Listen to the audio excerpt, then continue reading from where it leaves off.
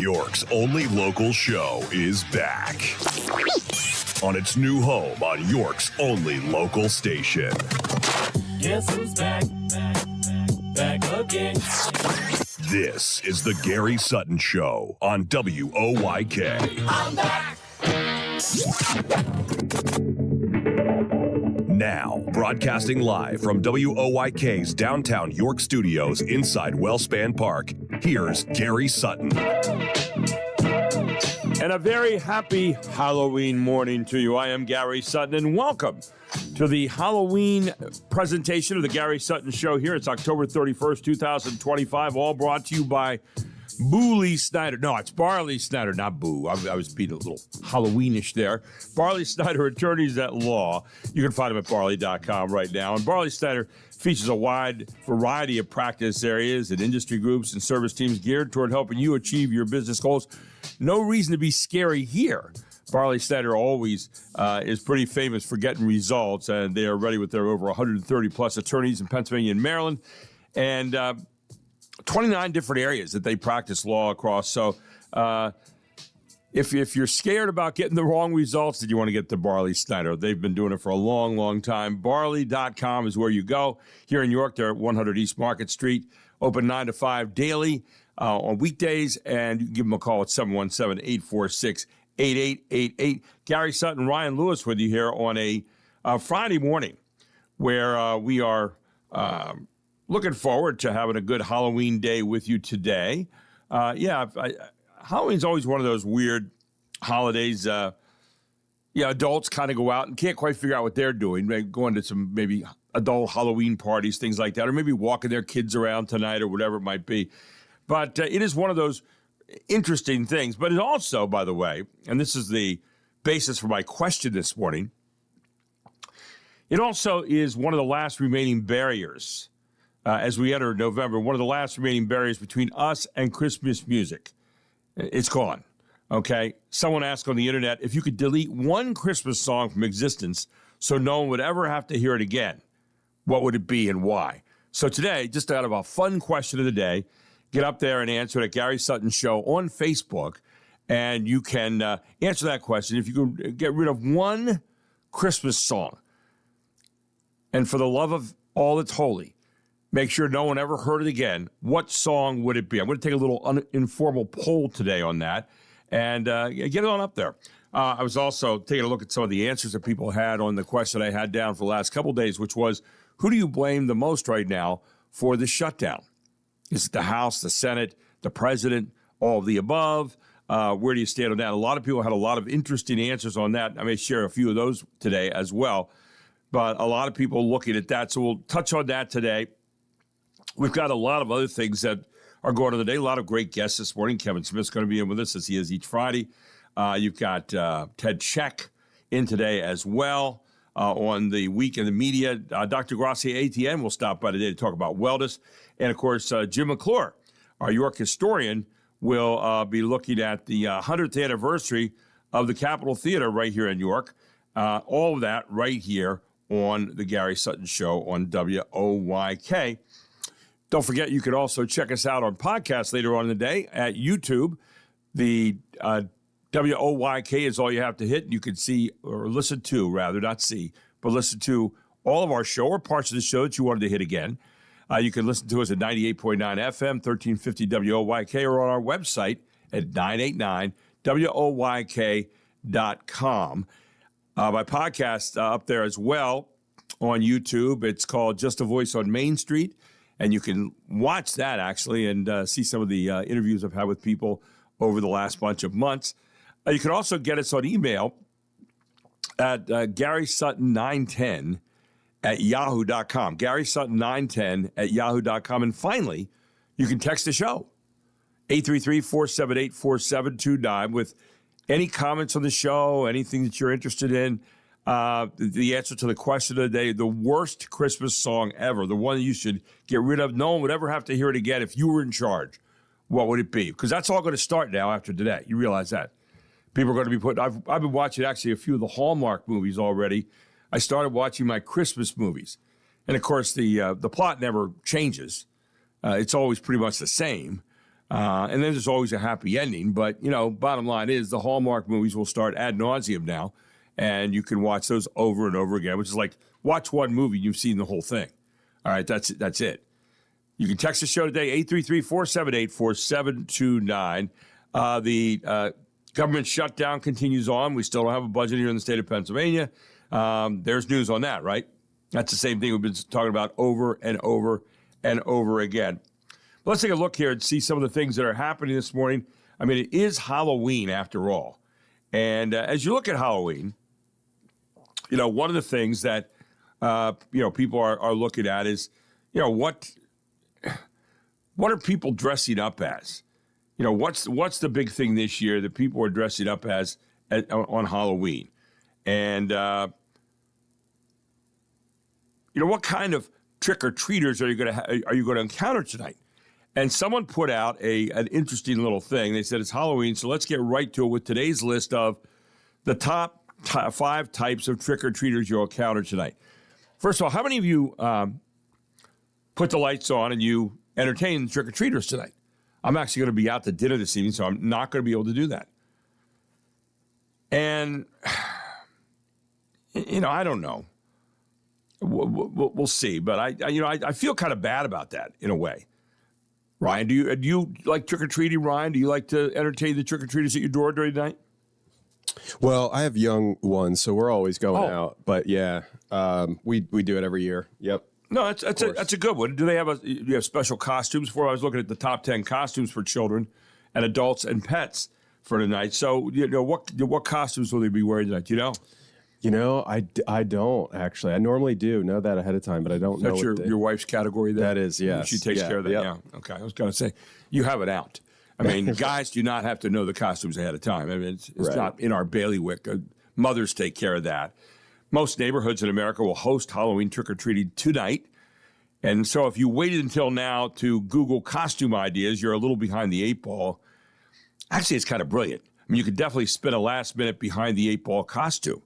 That would be kind of interesting. But anyway, the NRF puts out a list of the top Halloween costumes this year for children, adults, and pets. What do you think they are? What do you think is number 1 on the list, Ryan? Number 1 costume for your kids. For your kids. You don't know if your kid will be wearing this tonight or not, but yeah, I don't know. Geez, it's been this way for a long time on this one. It's Spider-Man. Oh yeah, that makes sense. Spider-Man is an easy one. Everybody wants to be a Spider-Man. Number 2, and this is another one that's been this way for a long time. In my house, my wife is still this. It's a princess. My wife reminds me of that every day when I have to kiss the ring. It's a princess. Number 3, witch. I mean, this is not groundbreaking. We're not reinventing fire here. These are the top 3. Spider-Man, Princess, Witch. Ghost was number 4. Superhero, some kind. Superman, Batman, whoever else is number 5, superhero. Actually, Batman is number 6 and Superman is number 7. So I don't know what they mean by superhero at number 5. Who's left? After Batman and Superman, I can't remember anybody. And then number 8, and this one is a very specific one, Wednesday Addams from the Addams Family. The little girl, little spawn of Satan there. Yeah, Wednesday Addams. I guess they had that new show this year, Wednesday, and so maybe that sparked this. K-pop Demon Hunters is number 9. It's pretty impressive for this to crack the top 10 overall. Characters for the movie K-pop Demon Hunters have been called the top trending costumes for 2025. Number 10 is vampire. That's for kids, right? For adults tonight, witch was number 1. Vampire was number 2. I was going to say something about the witch thing, but it would be really not good. If your wife went as a witch and we're not even we're going to fight that. Number 2 is vampire. Number 3 is pirate. Number 4 is a cat or Batman. I guess that's a tie, but it's kind of funny. How about Catwoman? And just make it, take care of it. Number 5 is Superman. Again, much like it was on the other one. Number 6 is Ghost. Number 7, the Addams Family. People still like the Addams Family are easy to dress up as. You get Uncle Fester, or you get Gomez, or you get, Tish Adams, whatever. Number 8 is zombies. Zombies are big right now because of all the Walking Dead and all that stuff on TV. Number 9, and Mark is a big zombie fan. Mark, of course, in Rhode Island today for a big wedding. Number 9 is Princess, and number 10 is Star Wars. That's another. Star Wars is always a good one. I mean, everybody, put 2 Datuses on the side of your head. You got the girl in Star Wars, right? Princess Leia. So then here you go. And for pets, why do we do this? I lament this every year, Ryan. Pets, we dress our pets up. They don't know any better. Come on. I mean, you're going to march them out there and make them look like idiots. So, number 1, people are dressing their dogs up as pumpkins. You can't dress a cat up. Cats don't buy this stuff. Cats just say, we're not doing this. Dogs are, what can I do? Come on, let's go. Let's dress all go out with you. Look like an idiot. But cats, our cats are not going out trick-or-treating tonight. No, I'm just picturing my cat trying to take one of my cats. We have 2 cats. It ain't happening. They'd be freaking out just they'd be spazzing. I mean, maybe there's that costume there somehow, but.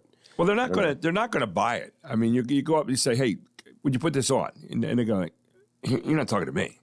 Our cats look at it like that. But here's a hot dog. First of all, it's bad enough you dress your dog up as but then you're going to dress him up as a hot dog. It's not a sexy costume. I mean, it's not good. That isn't, the bumblebee. You're going to dress him up as a bumblebee. A tie between a ghost or superhero, number 4. This hurts. Number 5, dress him up as a bat. Number 6, I don't know. I just can't do any more of that. It just hurts me. So don't dress your animals up tonight, please. I know some of you do that, and it's okay, I guess. But I just have a tough time with that. And then here was one other thing on Halloween tonight, just so I can get out of all this. The top 5 types of trick-or-treaters, which is where I started on this, that you'll encounter tonight. Okay, here you go. A trick-or-treater who still keeps their bag extended after you put candy in it. You ever have one of those? Like, that's it? That's all you're giving me? So you get that kind of trick-or-treater. Here's another kind. The trick-or-treater who peers past you to spy into your house. That's unnerving, isn't it? When they do that, you're standing at the door and they look past you like, what do you got going on inside there? Are you holding out on me? Is there anything worth stealing? That's that kind of stuff. The adult using their dressed-up baby as an excuse for trick-or-treat. Boy, that is low. When someone brings their baby up to the house, trick-or-treat. The weirdest one I had one year, Ryan, was a guy come up and had a snake around his arm, a little boa constrictor. First of all, little boa constrictor, big boa constrictor, anaconda, garter snake, they're snakes. You don't need to bring them to my house. You want to visit with me, leave the snake behind, okay? So the trick-or-treater who doesn't hide their disgust, you gave them candy corn. Yeah, if you give someone candy corn, that's a reason to, have your windows soaked. In the old days. Now you get arrested for terrorism, but in the old days, you could get your windows soaked or, throwing corn on your roof. The teenager who knows that that he knows he's way too old to be trick-or-treating. You ever get one of those? You'll get some of those tonight, too. Yeah, the teenagers that come around, hey, can I have some candy? They don't even dress up. How about that? The teenager doesn't even dress up. They just come to the door and say, hey, got a bag here. The bag's got stains on it and stuff like that. You go, yeah.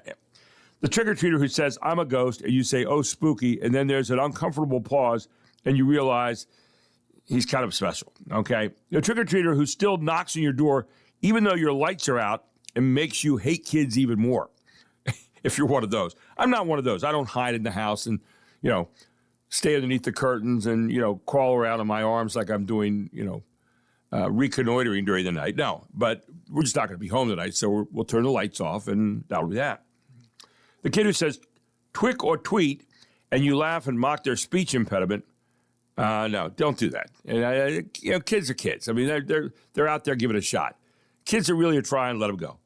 The trick-or-treater who trips over your front doorsteps and sues your butt for millions. That's the kid that you don't want to see showing up at your doorstep tonight. Yeah. So there it is. Just wanted to mention those. It's trick-or-treat. I mean, what the heck? It's Halloween. We'll spend a little time on that, have some fun with it. And we'll have a lot more on news today and all things going on around you that you're talking about on the main street of York, all here on the Gary Sutton Show on WOYK, where it is 619.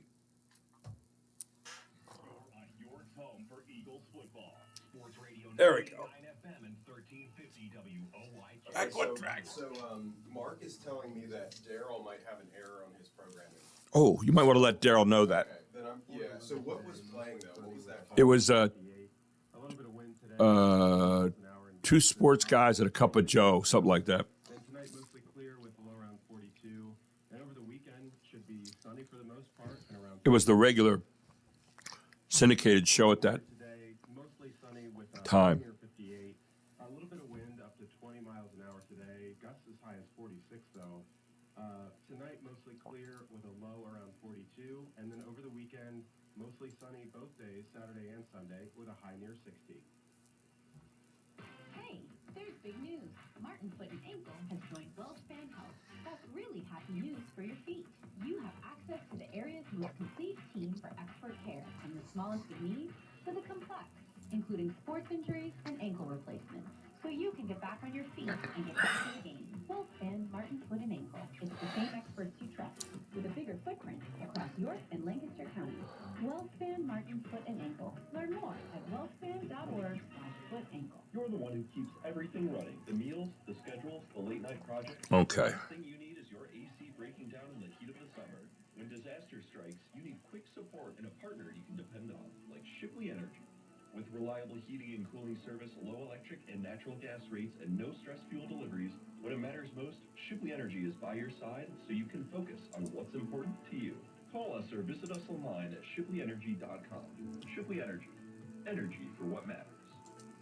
The guru of gutter protection himself, Chris Cunahan, president of Leaf Filter, is here to take your most pressing leaf-related questions.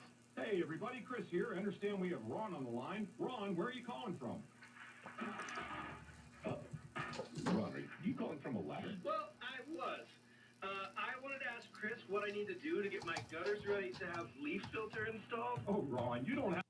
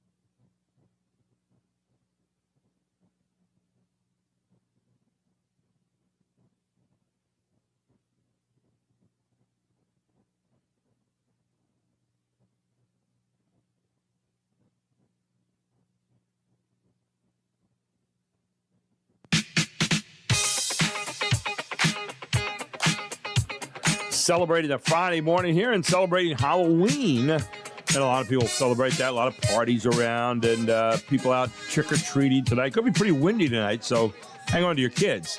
All right, don't let them blow away. This is Cool in the Gang. One of the great songs of all time. You got to turn that up a little bit. We got to just get people celebrating this morning early and often. I am Gary Sutton. This is the Gary Sutton Show on WOYK. Ryan Lewis sitting in today for the vacation. Mark McKenzie, who is allegedly at a wedding right now. We don't know for sure, but yeah, he said he was going to a wedding up in Rhode Island, his home state. By the way, he was going to visit with his mom and his brother, and yeah, so he's celebrating a wedding up there, and we're celebrating Halloween down here. Anyway, I hope you're having a great day today. It is the 31st of October, the last day of October. 51 degrees outside here on Brooks Robinson Plaza. It's really neat down here right now at WellSpan Park because they are starting to do all the decorations for Bright Nights, which opens up on November 20th. That's exactly right. This is going to be Christmas Central down here at WellSpan Park on Brooks Robinson Plaza. And you can find out all about it by going to brightnightsyork.com. That's brightnightsyork.com. And get your tickets ahead of time. Get all set to go. Out here in the plaza, inside the stadium, it's going to be 3 million plus lights and counting. Now, just imagine that for a second. You're going to be looking at 3 million lights. I don't know if you ever looked at that many lights at one time, but it is beautiful. I was watching them do it yesterday. This place is in a fever pitch right now for Christmas. So it's going to be great. It'll be my first Bright Nights season here as we are coming up on, well, we still have January 14th is when we started our show, but Mark and I were let go on November 7th last year by our previous station. And so I've come to love this place. I love being down here at the stadium. I love all the things that are going on. It's a fever pitch of activity almost all the time. And so the lights going up. Check it out at brightnightsyork.com.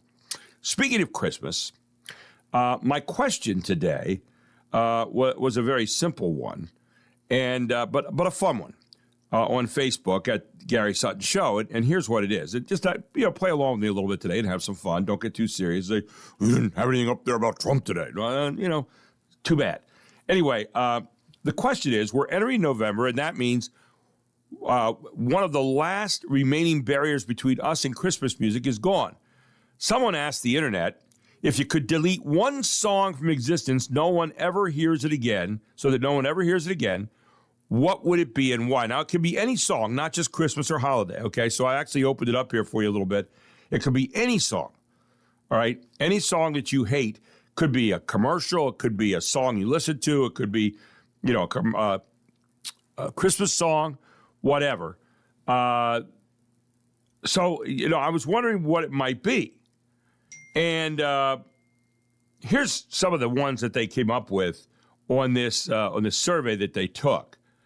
And not surprisingly, one of the most popular answers was "All I Want for Christmas Is You" with Mariah Carey, which you hear like every second or third song. Okay, I hate that song. And it seems like everybody has to play it over and over and over again, and it really is bad. After a while, Mariah did a pretty good job with it, but after a million times in 3 hours, you're done. But here were some of the other ones that they have as far as songs that do you have any songs that you hate, Ryan? Ryan Lewis would be sworn in place of Mark McKenzie, but any songs that you just hate that when it comes on, you go, oh no, please put that away. Yeah, hate's a strong word, but I would say, probably the Mariah Carey one would probably be up there. Yeah, it's just, as you were saying it, I'm thinking of all the little vocal inflections. Yeah. Because you just know them all, because it's... You know what song I hate? and I mean hate. In the absolute 100% total meaning of the word, I'm talking about hate the song. And it's a commercial. The 1877 Cars for Kids jingle. Have you ever seen that commercial? 1877 Cars for Kids. They got these little zombies who are standing there playing these instruments, which are not really playing, in a little group, and they just and delete your car today. Yeah, it's like Children of the Corn playing instruments. I just really don't like it at all. And whenever it comes on, and it doesn't come on that often, thank heavens. Someone had the good decency to space it out. But every now and then they feel like an obligatory thing to play this thing on TV. It's awful. So that's my number one song that I hate. It actually ranks number 3 on the list here on the internet. So someone else doesn't like it either. Number 1, the Christmas shoes. And I would take issue with that, because the Christmas shoes, it's about the kid that goes to the store and he wants to buy the new shoes for his mother because his mother's passing away, and he wants to have the shoes so when she meets God, she'll have the proper shoes. And so I would quibble with that. That one I would quibble with. But I have that as number 1, that people don't like hearing that song. That's a song I don't mind hearing kind of over and over. Last Christmas by Wham. Last Christmas, I gave you my heart. Remember that song? Yeah. Yeah, I don't know. The very next day, you threw it away. And that's it. Talk about depressing at Christmas time. There you go. Who needs that? Let's see what else is up. Magic by Pilot. It's now being used to sell Ozempic. That's a song then there's Baby Shark by Pink Fong, because it's everywhere and it's infuriating. The Barney I Love You song, or, that song, right? I love you, you love me, we're a happy family. I remember the one night on Saturday Night Live, they had Charles Barkley on and Barney. And they had this bit they did where Barney and Charles Barkley are walking off together, and he starts singing the song, and Charles Barkley turns around and punches him out and decks him, knocks Barney down.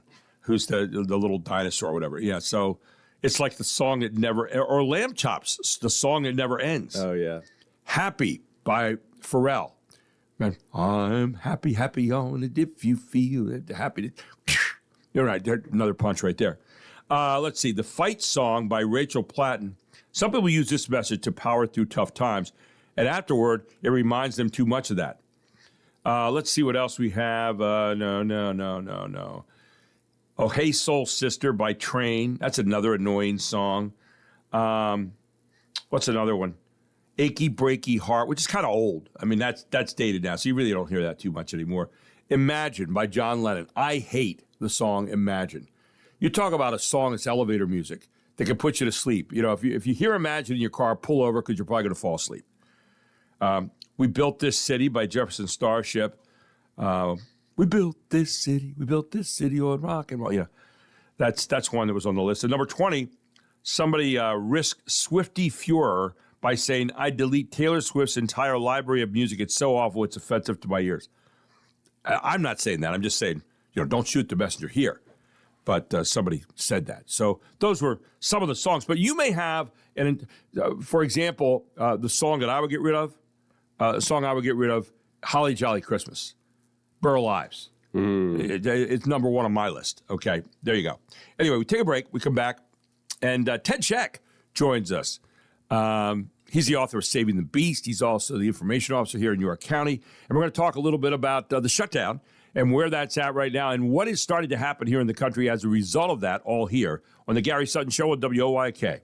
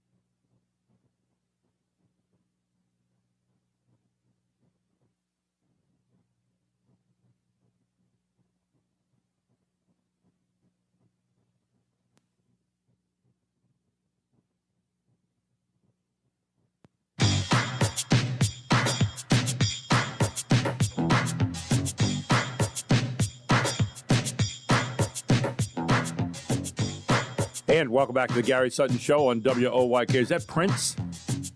It is, yep. Yeah. I kind of glanced over. I cheated a little bit, but yeah. He had some really interesting music. Some that you'd say he was always exploring some new avenue, it seemed. But Prince, interesting music today. What's our theme today for music? Just kind of pulling stuff out that you like? Sort of. It's from the 80s. So, from the 80s, okay. Yep, with a good beat. We jump all over the 80s, the 90s, the 70s, the 2000s, whatever. You know, we like to go all over the place with music, and you can never quite pin us down. But anyway, welcome back. The Gary Sutton Show here on WOYK. And it's an honor this morning to be joined by Ted Check, who is, I think, our information officer here in York County, but also he is a former journalist trying to recover. And he also is the author of Saving the Beast, a story about saving media and saving the press. And he's with us here this morning on WOYK. By the way, you get Saving the Beast.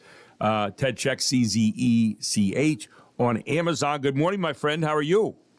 Morning, Gary. I'm doing great. How are you? Well, I'm doing okay, but this time next week I'm supposed to fly to Orlando for a week's vacation, which I haven't had all year, and I've been planning for some time now. I'm playing a little golf down there and just seeing my nephew and going over to play some golf with some friends at a little tournament over in the Villages. And my wife and I have been planning this, but then I read about the shutdown and the fact that they're cutting down on flights right now. And in Orlando, they're only allowing 26 flights an hour. And I'm kind of irked about this whole shutdown. I wanted to talk to you about that this morning and where we are in that right now. I was reading an article this morning called America in Chaos. They say Washington National has reduced arrivals to 26 per hour with maximum delays around 5 hours, while Dallas-Fort Worth is allowing 72 arrivals per hour with average delays just over 20 minutes. But it's going to get worse. And I'm wondering, who's to blame on all this thing right now? I know everybody's pointing fingers, and I know everybody takes their sides and runs their tribe and their camps. But I'm looking at the whole bunch of them saying a pox on all your houses. Where do you stand in all this thing? Well, I look at it from the mainstream media. Yep. How the mainstream media has been covering it, and by and large, they are blaming it on Trump. They're saying, well, they got the White House. The Republicans have the White House. They have the Senate. They have the House of Representatives. But I've also found some pockets of dissent, if you will, amongst the mainstream media. The Washington Post, their editorial board, said it is wrong that the Democrats have held the government hostage for a month in hopes of extending costly Obamacare. Right. Then you've got this guy Harry Enton. He's a reporter and he covers polls. And I'm not sure which poll he was looking at, but the one that he talked about said that the Republican brand in Congress has actually improved since the shutdown. Yeah. Then again, on the other hand, I found other news outlets quoting other polls that say that the shutdown has harmed the Republicans and Trump. So it kind of depends. What poll do you want to use? Yeah.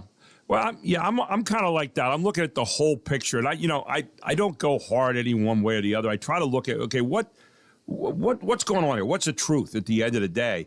And my problem is it's the blame game. I get so tired of the blame game, pointing fingers at each other and saying it's your fault. No, it's your fault.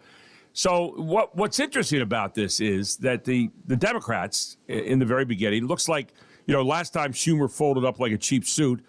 This time he says, no, I got to save my job. I want to keep on being minority leader of the Senate, so I'm going to shut down the government. Even though 13 of the last 14 times this came up, he's always reminded us about paying our bills and all that stuff. Well, I guess that doesn't count now if he votes the other way. So he decides to shut it down. Okay, so Democrats shut it down. The Republicans in the House put out a continuing resolution thing back whenever, in April or whatever, and now they're saying we're not doing anything else with it. So that's what you have. They leave town. Then the Senate goes out there and they say, well, we're not going to vote this thing through. And because of Schumer, obviously leading the Democrats. So we need 60 votes. We can only get 54. There's 3 Democrats who went over to the Republican side.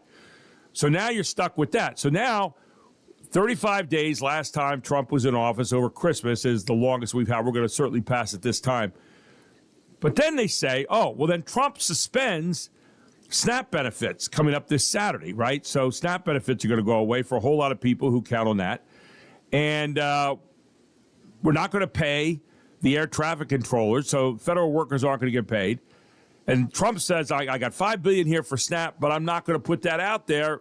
We're not paying that as a form of leverage. Then the Democrats, like Hakeem Jeffries, run out there and say, by the way, how can you possibly do that and hold money back from kids and veterans?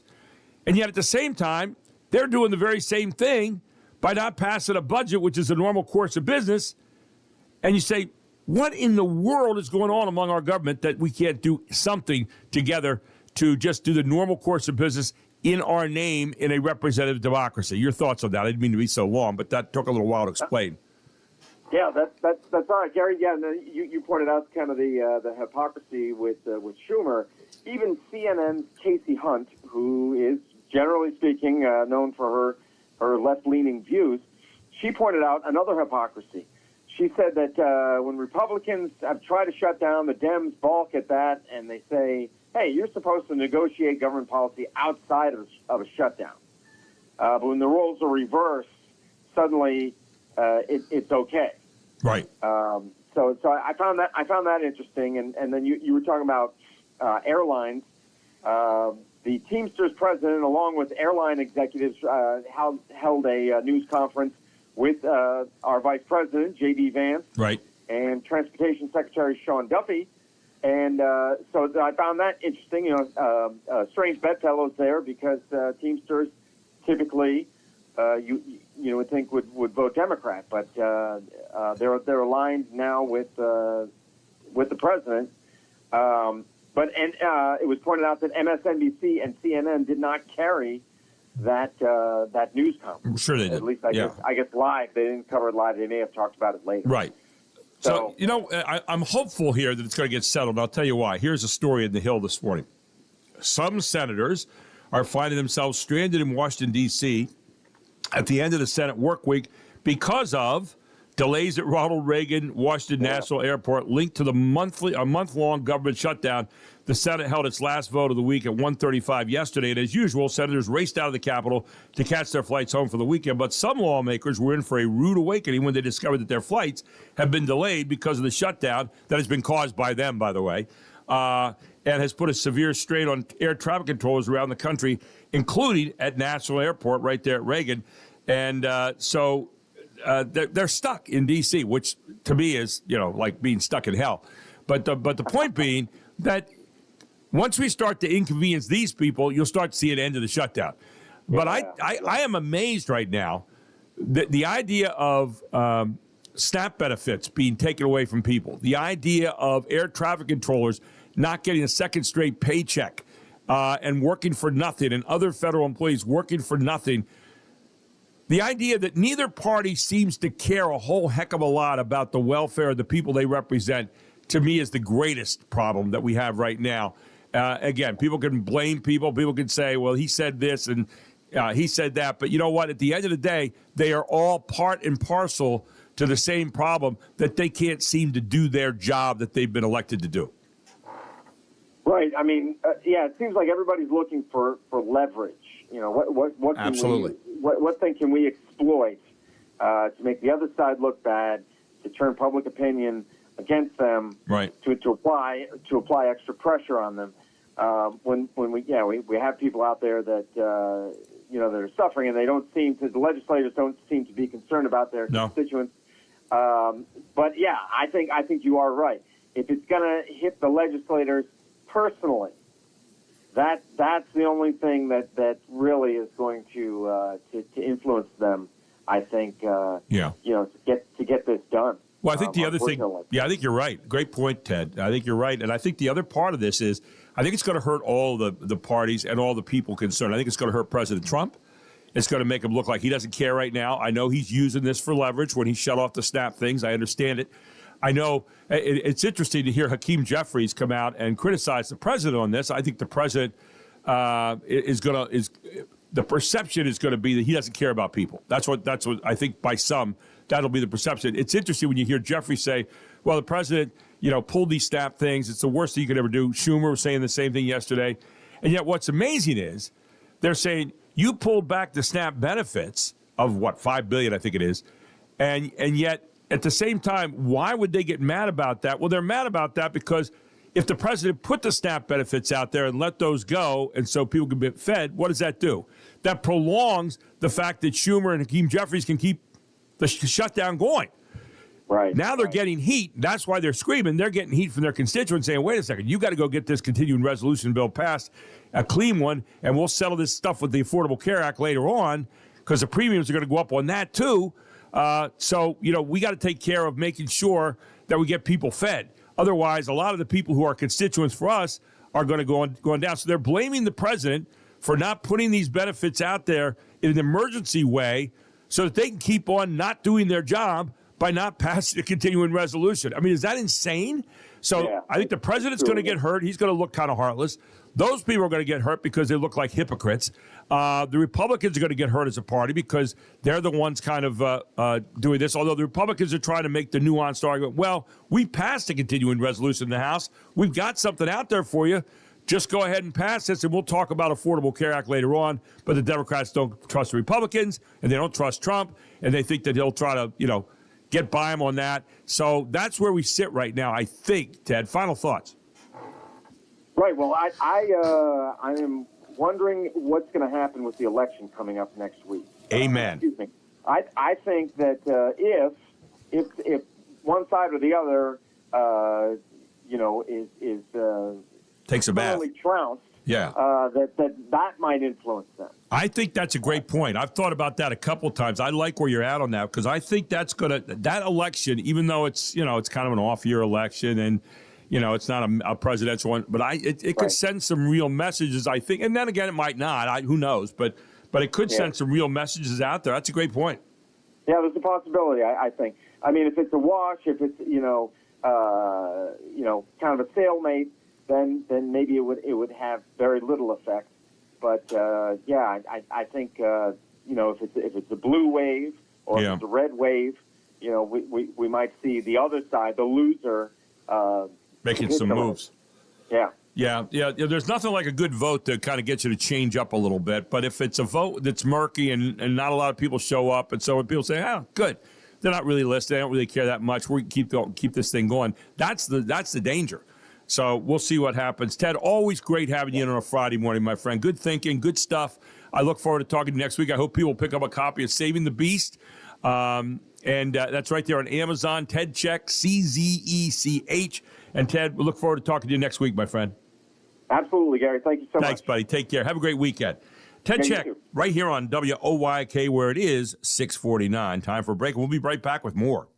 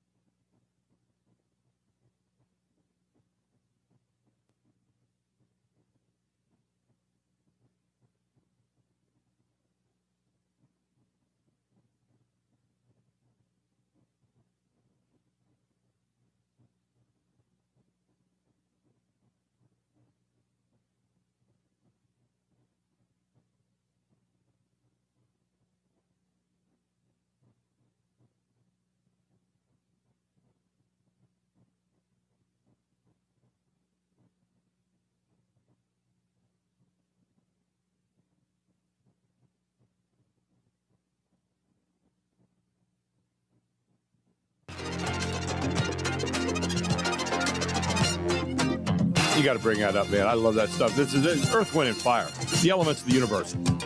Oh, yeah. Tell you, I'm already moving. Yeah, just grooving.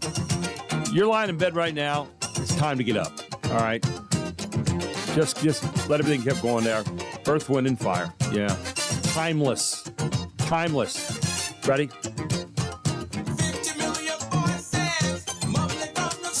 Maurice White was the guy who wrote a lot of the songs for this group. But, yeah. But they had some great videos. Always very positive music. Always very positive music. Yeah, a good group. But anyway, and in the Hall of Fame, Rock and Roll Hall of Fame, Earth, Wind, and Fire. Today they have some new members along with a couple of the old members, like Phil Bailey still singing with them, but they just funky. I mean, just really, really good. Anyway, welcome back to the Gary Sutton Show here on WOYK. Not to belabor the government shutdown, but it is an important thing now. It's becoming a bigger story every single day. And here's a rundown of upcoming deadlines for funding government programs that are going to continue to put pressure, I think, on the government right now. Military Pay Day is today. Yeah, today, Halloween. Trick or treat from the government, yeah. It's possible that U.S. troops could miss out on paychecks today, but analysts have been expecting the Trump administration would find some way to pay them like it did on their earlier payday on October 15th, even as the legality of that move was questioned. For the October 15 paychecks, administration officials opted to tap unused funds from an $8 billion military account for research and development. They took it out of that to pay the soldiers, and a lot of people are saying, you're not supposed to do that. Okay, but again, people are trying to save face. If troops actually miss out on pay, as has happened for hundreds of thousands of federal workers right now, that would put more pressure on lawmakers to negotiate. Vice President J.D. Vance said on Tuesday that he expects the military will be paid at week's end, but he didn't give details. That always makes you feel confident, right?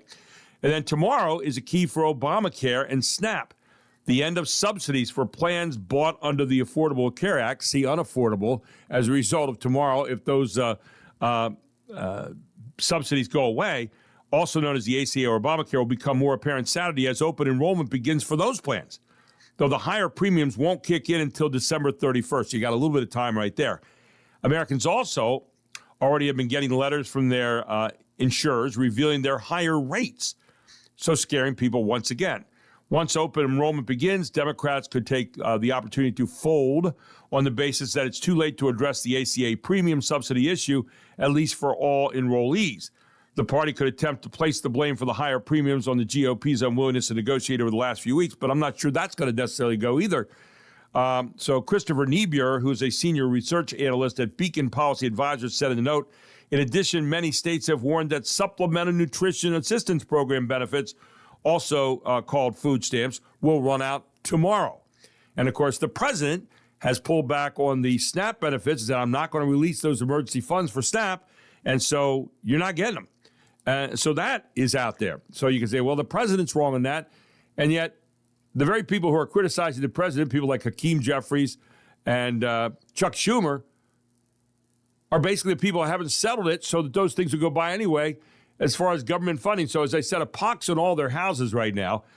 So if President Trump let those funds go and funded SNAP for a short period of time with the emergency funds, what is he in his essence doing?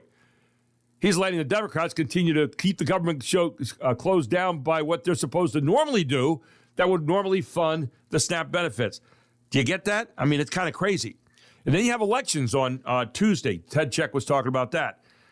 So if you win the elections, if your party goes to a point where they win all the elections, they've got a little bit of leverage. If they don't, you're going to see people crumble and start to get to the negotiating table pretty fast.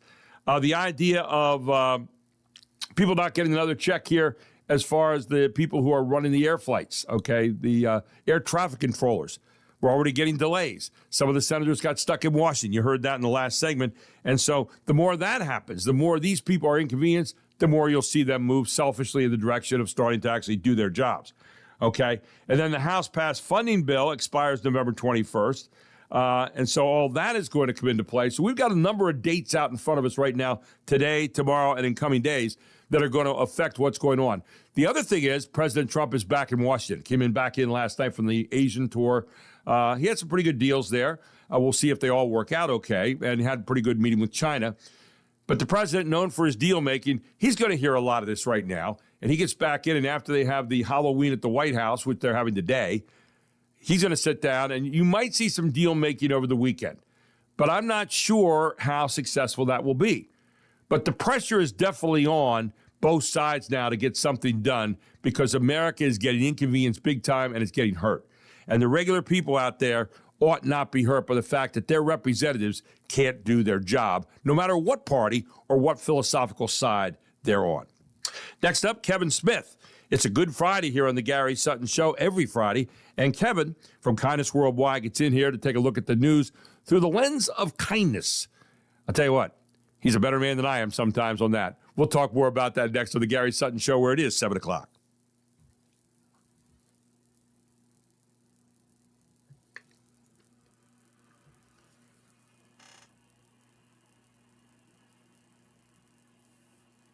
We got static.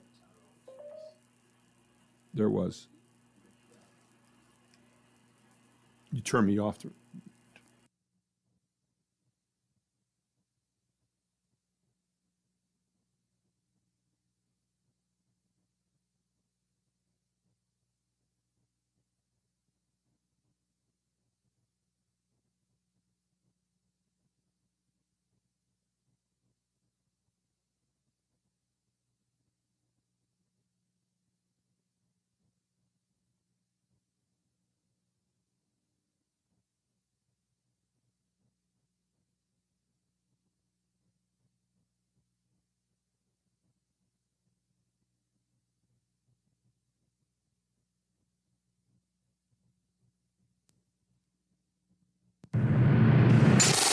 York's only local show is back on its new home on York's only local station.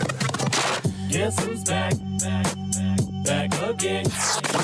This is the Gary Sutton Show on WOYK. I'm back. Now, broadcasting live from WOYK's downtown York studios inside Wellspan Park, here's Gary Sutton. Doesn't it make sense on Halloween you'd have a little trick or treat? Yeah, our some technical difficulties, and somebody up there is playing around with us.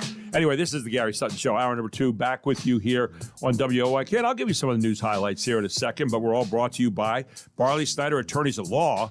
You can find them at barley.com, featuring a wide variety of practice areas, industry groups, and service teams geared toward helping you achieve your business goals. Barley Snyder Attorneys at Law. Check them out at barley.com. That's BARLEY.com. Here in York, they're at 100 East Market Street. They're open 9 to 5 daily, and you can give them a call at 717-846-8888. They are all ready to help you, and I'll tell you what, you want a group that is going to get results for you and your business, Barley Snyder is the place. 130-plus attorneys in 29 different areas of law. They work in a regional kind of situation where if you call them, you have access to all of those different areas. It's a great way to do business. Our question of the day today, we're entering November, and that means one of the last remaining barriers between us and Christmas music is now gone. All right? Someone asked the internet, if you could delete one song from existence so no one ever hears it again, what would it be and why?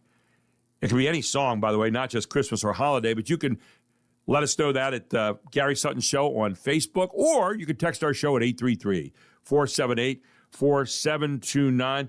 Some of the big stories that are out there this morning, we just talked about some of the dates there that could really be expected to impact what the Senate and the House do here in coming days, especially the Senate. They have to vote on that, which they've been doing a bunch of times, and it's gotten voted down. They need 60 votes to get this passed. We talked about some of the senators who are right now being stranded in Washington. The big story this week, I think, you look down at Hurricane Melissa. At least 50 dead as it devastated the Caribbean and Bermuda, bracing for the storm as well. But parts of the Caribbean are conducting search and rescue operations, surveying the extent of destruction. We saw Jamaica the other day, 80% of the power gone there. It's going to take months to just assess the damage, what they did there. It's wiped out hospitals. It's wiped out that whole island and that whole area of islands. And it's just just a terrible thing. So we're continuing to watch that and what the, what the devastation is going to look like. It's going to be in the billions.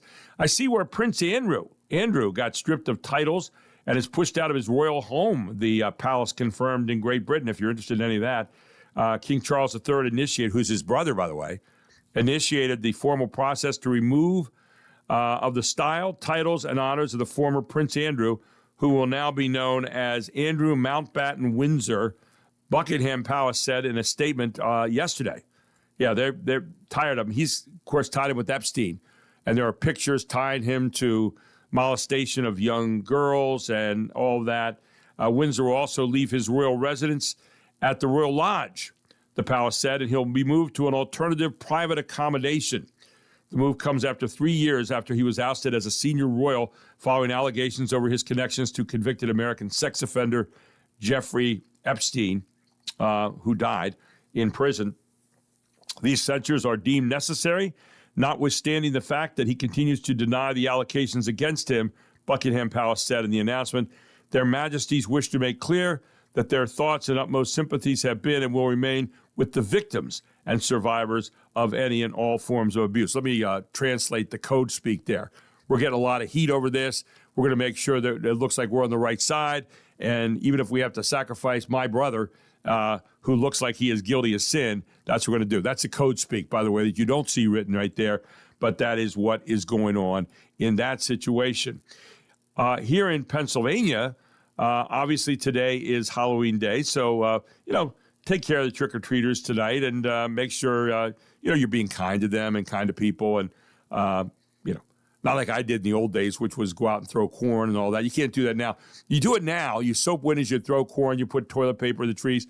You're probably going to be arrested for terrorism of some kind. So, but in the old days, it was not that way. But now it's the new days, and you got to kind of acclimate to the times. Penn State football game tomorrow. We haven't talked about that. This is the first week that we haven't said one word about that game, mostly because you feel like you're a sacrificial. Normally, it's a sacrificial sheep taken to the lion. In this case, it might be the sacrificial lions taken to the Buckeyes. Ohio State, number 1 in the country. Penn State's visiting there tomorrow. Penn State's lost, 4 in a row now? Or is it 5 in a row? And they've lost 5 in a row. Am I right on that? Yeah, the last 2 by 1 point each. Saturday, they have the task of breaking, actually, it's a 4-game losing streak. I got it right eventually. A 4-game losing streak, soon to probably be 5. Obviously, no one's given us a chance, said Terry Smith, the interim head coach this week. I'm going to reemphasize that our team, I don't think we've ever been 20-point underdogs since I've been here, but it's motivation. They are 20-point underdogs going into tomorrow. No one believes in us, and we're going to come out and fight like we did at Iowa. We're going to fight a little harder. They lost by 1 point in Iowa, by the way. So that's coming up tomorrow. That's a big one. Ohio State 7-0, 4-0 in the Big Ten for the first time in 9 years, and the first time in Columbus since 2011, and they're looking really, really good. So we'll see what happens on that game tomorrow if you're watching that on TV. Yeah. Meanwhile, there's a scam text being sent through Springsbury Township's alert system prompting police warning. Yes, Springsbury Township Police are warning the public about a scam text that was sent through the municipality's event notification system, according to a news release. The scam invites people to invest in crypto trading. So if you're getting one of those somehow here in the area, don't respond. And don't call the listed phone number. This text message is a scam, and the sender has no affiliation with the township or the police department of Springsbury. Police said they're working with the township's information technology department to resolve the problem. So if you see that kind of scam asking you to get involved in crypto stuff, forget it. Utz Potato Chips is acquiring a West Coast distribution asset. They're looking to get out on the West Coast. We think of Utz as just being here in the East Coast and the local area out of Hanover, but they are now going big time and trying to go out to the West Coast as well. And in a press release released yesterday, alongside the company's third quarter earnings report for 2025, Utz Brands announced the company had acquired Insignia International's direct store delivery system assets, and that takes them out to the West Coast as well. So that's a big story that's out there today as we hit quickly on the summary on that. And that kind of gets us back up to date here. And now we can bring in Kevin Smith, the chief. By the way, this hour, brought to you by Kindness Worldwide at kindnessworldwide.org, started by Kevin Smith, who's a chief kindness chaser and has been chasing down kindness for a long time now, over 3 years since a Kindness Act was done for him. He is a guy that's with us Mondays and also here on Friday.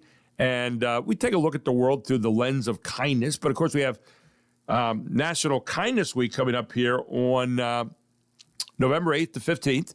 And Kevin's going to talk about that this morning, as well as other stuff. Good morning, my friend. Great to have you in the studio. It's great to be here. Gary, how are you? I'm doing pretty well. A little taken back by the government shutdown. It's starting to inconvenience a lot of people in this country. I know you fly a lot. I'm flying next Friday to none other than Orlando, where some of these delays are happening. And I'm not too happy with the government right now. I'm trying to be kind in how I talk about it, but at the same time, I think a lot of people are getting upset with the group of people who are supposed to be representing our interests in this country. I agree. I don't think any of us are happy with what we're seeing come out of Washington. If you think about a culture of kindness, which is really what the vision of kindness worldwide is all about, there are many places where we see the opposite. And I'd like to see a lot more kindness out of Washington. I'd like to see them make the people the priority. Instead, I feel in many cases the people are pawns in a game of politics and power, and we're caught in the middle and feel powerless to do anything about it. I see a lot of petulance out of Washington, but I don't see a lot of leadership right now. Well, and a lot of blaming going on, and blaming doesn't solve problems. Blaming is, to me, an unkindness. When you're blaming people, we start out the week with a little saying on one of your cards this week: "Be the best version of yourself today." I'm going to send this to Congress. Yeah, be the best version of yourself today. Right now, we're not seeing the best version, and there doesn't seem to be an attempt to do that. And while there are platitudes saying, "Oh, we know how people feel," and so forth, and yet, oh, by the way, we're willing to let them suffer. That's not kindness. And our government needs to express some kindness in the way they react instead of expecting the unkindness of politics. How about the kindness of good policy? There you go. I agree. Well, I think we need 638 of those "be the best version of yourself" cards, and probably a lot more. But no, you're absolutely right. I mean, we're talking about people not being paid. We're talking about people not having money to potentially buy food. We've got to put the people first. Yeah. And we all need to look in the mirror. And I think that starts with all of us, but in particular, those that are elected to lead us. They're not leading right now. They're putting themselves first. They're putting their party first. They're putting their power first. And meanwhile, the people are just sitting back and trying to just live day to day in many cases and figure out how we're going to get from point A to point B without delays. And it disrupts our lives. And, I don't think anyone in Congress should be paid if there's a shutdown. I mean, they need to feel the pain, too. And until that happens, I think we're all just kind of caught in this shell game, so to speak. You hit on something interesting. You and I did 8 podcasts earlier in the week on the 8 principles of kindness. Actually, maybe there were 9, but you and I did that the other day. But, sometimes people hear us talk about kindness and they think that kindness makes you want to roll over. In other words, you have gratitude as one of the principles, and you say, "Oh, thank you, sir. May I have another? Here, hit us again." That's not what it's about. The idea is kindness also has accountability in there somewhere, I think, and holds people to accountability. And we're not seeing that accountability right now with our leaders in how they're reacting, not only on the national level, but here in the state, for example, we don't have a budget. And people are having to dip into reserves here in the county to pay for that. Why should we have to do that when there is a process by which we're supposed to be doing business? It's supposed to be done at the end of June, and here we are now, beginning November, and we don't have that yet. Your thought about that on kindness? Kindness isn't just lie down and be a doormat. Kindness doesn't mean to, you can be respectful and kind in how you operate with people, and yet at the same time, it doesn't mean not doing your responsibilities. I agree. Well, kindness is definitely a strength. And I think this perception that it's anything but is just a cop-out. Because it's hard to be kind. It's hard to actually confront issues and do it directly. You can do it with kindness, and it was a strength. But I think some people confuse niceness with kindness. I would argue that being nice is cowardice disguised as kindness. So true leadership is standing true to your principles and your values, but addressing issues, disagreements respectfully, but focused on solving actual problems. And it takes courage. It takes heart. It takes character. Our natural impulse is often to do the opposite of kindness. And that's why, it's a strength. I mean, to take a pause and really self-examine, look in the mirror. I think many people who say kindness is a weakness, they don't want to look in the mirror. Right. It's an excuse for their own, I would say, lack of leadership or lack of kindness. kindness, but kindness is definitely a strength. And look, I've lived it. I mean, I preach kindness, I promote kindness, and I'm telling you, Gary, it's hard. These last 2.5 years, it's been the most meaningful of my life, this journey of kindness worldwide, but it has not been easy. Yeah. It's been the hardest thing I've ever been a part of, but the most meaningful as well. What makes it hard? That's a great point you make, but you got me interested. What makes pushing this hard? What are the things that kind of are the landmines, so to speak, as you kind of go through this field and try to sow kindness where you go? Well, it's in some cases it's just trying to get others to see what you see in terms of the potential to come together as a community or as a country, and trying to get others to be the best versions of themselves, and sometimes caring so much. It's actually easier not to care. When we're desensitized to things that otherwise weigh on us, it's kind of a convenient way of ignoring the problem. But when you confront a problem and you try to solve problems and you try to get others to work with you in solving problems, and everyone's in their own little bubble, so to speak, at times, and we all have that, but it's trying to get people to come together in a shared spirit of collaboration and kindness to actually make things better and solve problems instead of being part of the problems. And I see a path. I mean, look, I'm an idealistic person, but I'm also a realist. But there is a very promising path to actually get people at least to be focused on kindness and talking about kindness, being mindful about it. But it's going to take all of us for that to happen. But I still see too many times where people aren't leading.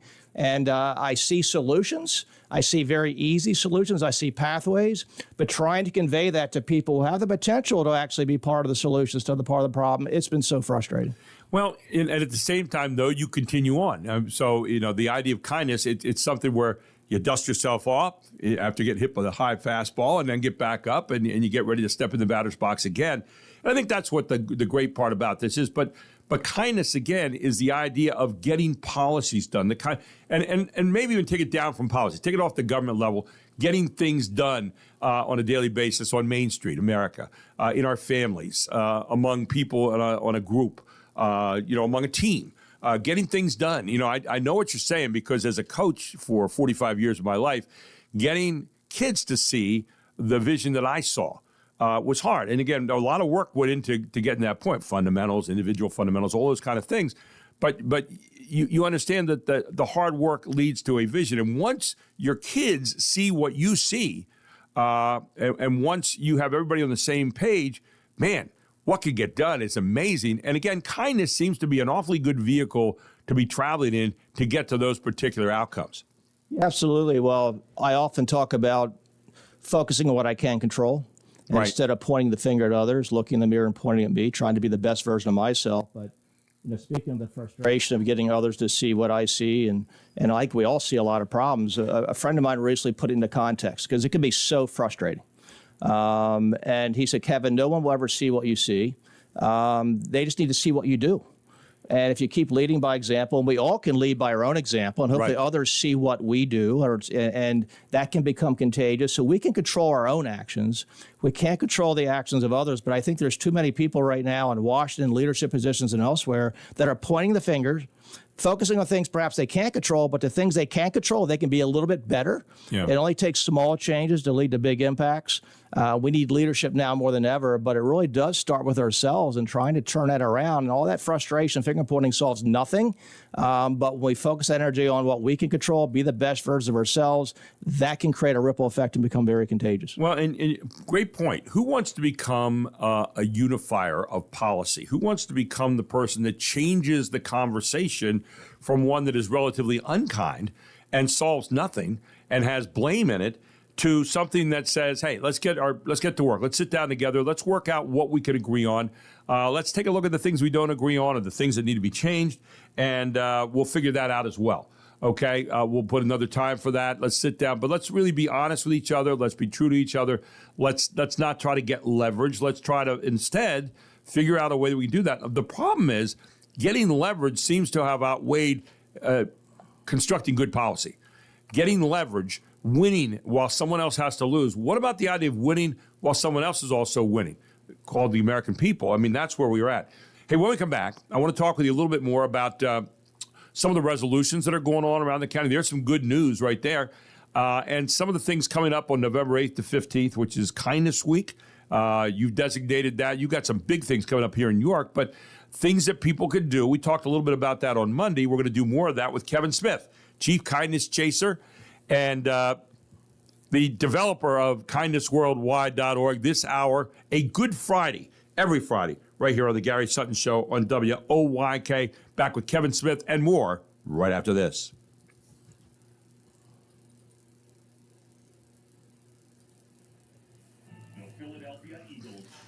We don't have any tape there anywhere, do we, Ryan? You hearing that mic thing? Oh, what do you mean? Any tape? Oh, tape. Yeah, this thing is loose. That's the only reason. I don't know if we had any kind of tape of any kind, but I don't know. I was going to put it around this to just hold it in place because it keeps. Check it out. Yeah. I don't know if it was going live, but when I leaned on the desk too hard, it would cut his mic off. What's that? Just leaning on the desk turns his mic. Oh. I hope it was going through, but it was going off of my headphone. Okay. I don't know if that was going. Don't worry about it. If we don't have it right now, I'll make it through. It's fine. Thanks, Ryan. Yeah, this thing has gotten. I think kick around. It's sliding in and out real easily. So just twitching it. Okay. Good stuff, partner.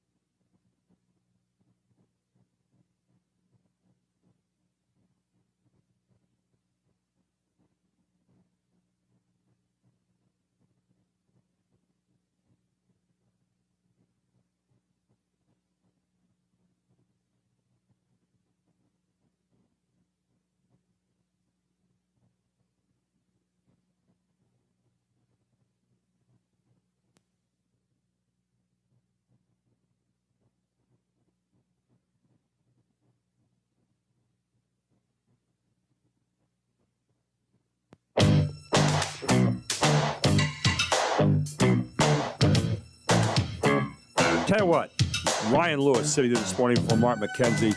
Got some good funky music coming back here all day long. You found a place in my heart here this morning, Ryan, I'm telling you. I mean, my feet have been moving. I'm tired. My feet have been moving the whole show so far. This one from Cameo going back. Welcome back to the Gary Sutton Show here on WOYK. Kevin Smith with me, the Chief Kindness Chaser, the originator of kindnessworldwide.org. And we are celebrating a Good Friday. Every Friday is a Good Friday, courtesy of kindness. But, you know, Kevin, it's amazing when you just a final word on this whole government thing. When you look at the government, I mean, the hypocrisy that we have right now. And as we laid it out earlier, you know, I was listening this morning to Hakeem Jeffries, who's the minority leader in the House. and he was saying, well, President Trump is heartless. He's not going to release the SNAP benefits.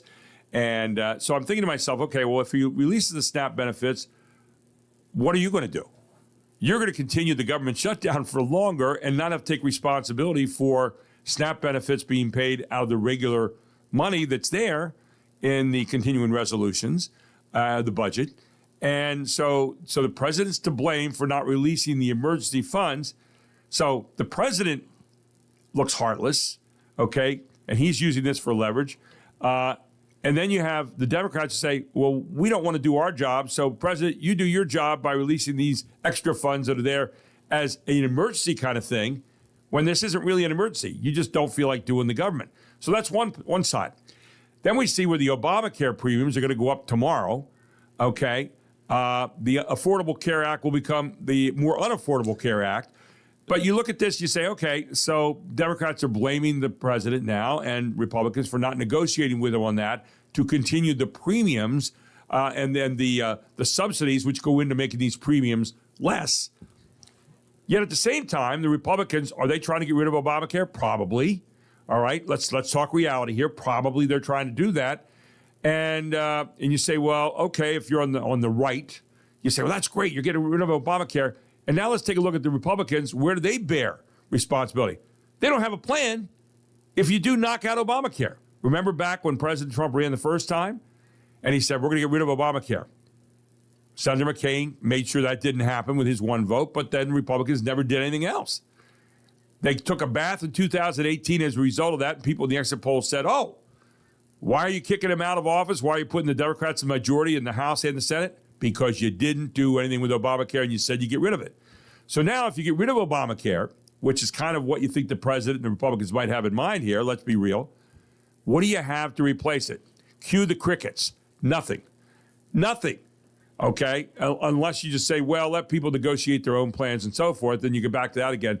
You know, so now, everywhere you look, there is responsibility for this and hypocrisy everywhere. Just a final thought on that this morning, Kevin. So as I look around, I'm not tattooing one group over another. I'm saying you're all need to get back to the word policy, not this political crap that's going on right now and leverage, which we're seeing happening in spades everywhere we look. I think I just heard a mic drop, Gary, because what you just said is truth. Kindness is truth. Yeah. Everything that you described is spot on. This has become about shaping a narrative and having an agenda instead of solving problems. And it's who gets the credit, who gets the blame, and everyone's trying to posture so that they can, claim a win or make the other side lose. It should be win-win, not win-lose. Right. And we need we people, not me people in Washington. And it's so frustrating because the crux of the problem is the problems aren't getting solved. Exactly. And in many cases, in certain cases, from a political standpoint or a power standpoint, they need problems for power. Right. And they use it for wedge issues. Social Security could very easily be solved, very easily. Right. And guess what? There is, if nothing happens, everyone's going to see a 30% cut in their benefits. That's a fact. So that's their solution. Everyone's just going to have a 30% pay cut. Well, that's not a solution. No. That's kicking the can down the road. And when someone tries to have a prudent solution, they point the finger and use it for political posturing. And it shouldn't take a crisis to solve problems. And that what we're seeing right now with the budget impasse is a crisis. We're going to have travel delays. Hopefully, people's lives aren't going to be at risk, but if people can't eat, and there's danger, with just air traffic controllers. And look, we're putting people's lives at risk.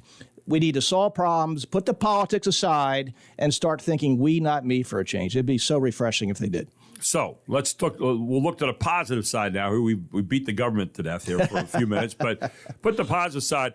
More resolutions coming out this week, right around our county here on 23 kindness. and counting. Yeah. So what does that do for you? You're looking at that. You got one from out in the Midwest or West. Fairfax, Virginia, recently, a major city. We got Edina, Minnesota, right side out of Minneapolis, major suburb. We got Chula Vista, California. We got Claremont, California. We got this thing spreading. York County against the epicenter. Love to get every municipality, but 23 and counting. And every year it gets bigger and bigger. I think the Adams County commissioners are engaging. They engaged earlier.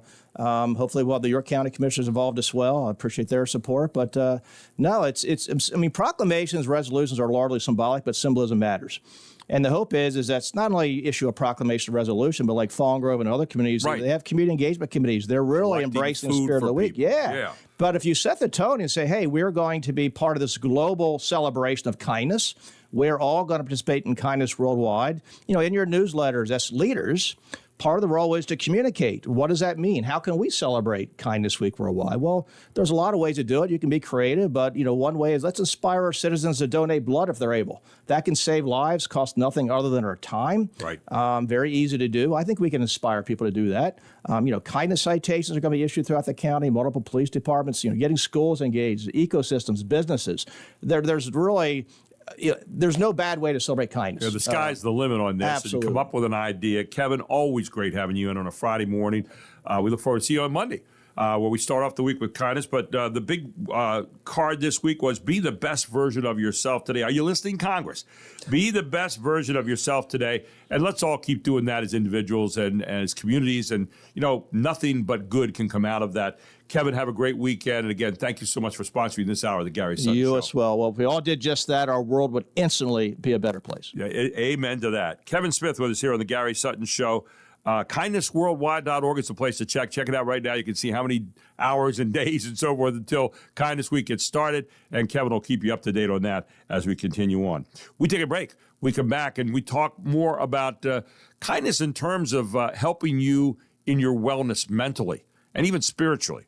Dr. Gracia ATN joins us on that here on the Gary Sutton Show at 7:35. But first, news at the bottom of the hour. WOYK News Time is 7:30.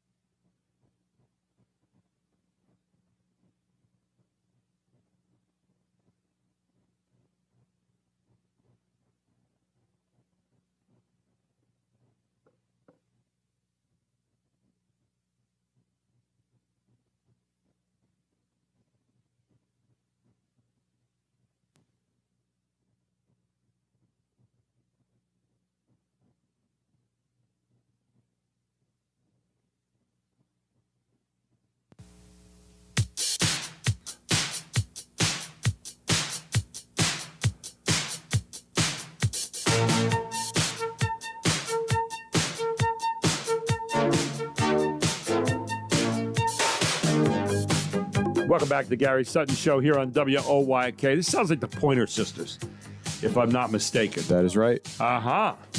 That was a funky group there for a long time. They were really good. Welcome back to Gary Sutton Show. This hour being brought to you by KindnessWorldwide.org, where it's a Good Friday every Friday here on the Gary Sutton Show. Don't forget Kindness Week coming up November 8th to 15th. You can find out more about it by going to KindnessWorldwide.org. No, it's not something crazy. Something really important. You know, what's the alternative? If we're not kind, what are we? Unkind, right? We see enough of that around the world sometimes. Let's try to be the best version of ourselves today. That's kind of what this is all about. And no, I never feel corny bringing that up. Someone said, don't you feel corny talking about kindness? No, I don't. And I don't think Kevin Smith does either. The idea of, showing kindness. And again, kindness has a lot of different principles in it. And kindness is something that is about truth. That's really what it's about. You don't have to be fake. If you're being fake, don't do it. Okay? Be authentic. I think that's what it's really all about here in the long run.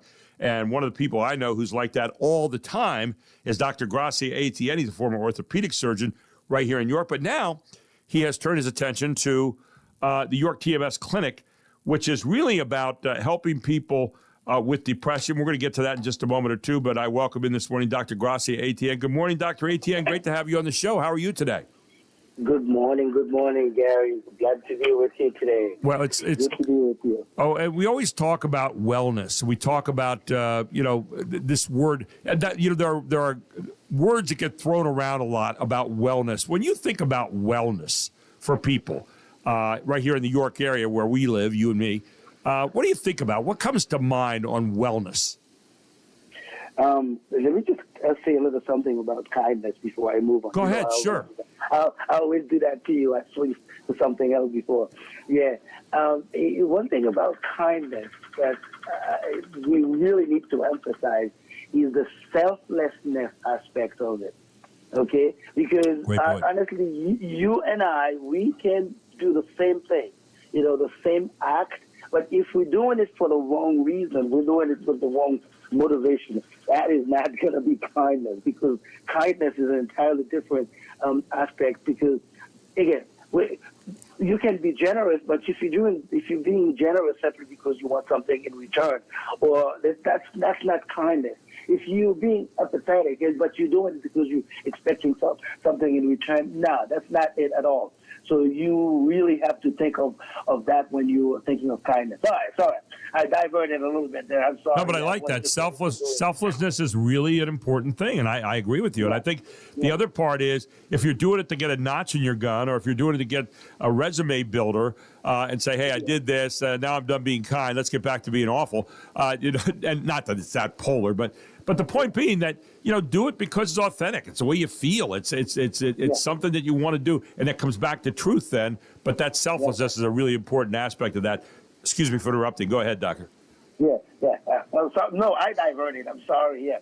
To answer your question about wellness, I think one thing that people need to think about for wellness, it's not, I used to tell people that wellness is not a passive verb. And I say that on purpose. I know it's not proper English, but because it's not a verb, but it's active. It's an active, conscious pursuit. Because we are mind, body, and soul. You cannot neglect one side. You need good health. You need good state of your physical health, your mental health, your social health, everything. So it's not just the absence of illness. That's a different thing. Absence of illness is a physical thing. So you need to pursue your physical, spiritual, mental aspect of your life to really be talking about wellness.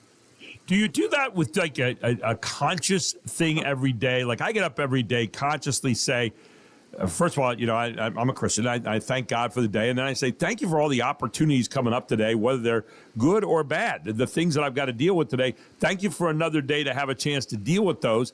And I always thought that was kind of wellness, that if you attack the day that way with a positive kind of look and thinking about the things, even if there's a tough day in front, even if there's a disease you're dealing with, even if there's, and I know it's easier to say than do, but getting out there and attacking the day and saying, I'm gonna do my very best to get a solution today. I'm gonna listen. I'm gonna get at it. Hey, I've got some great things coming up today. I've got some other things that might be challenges.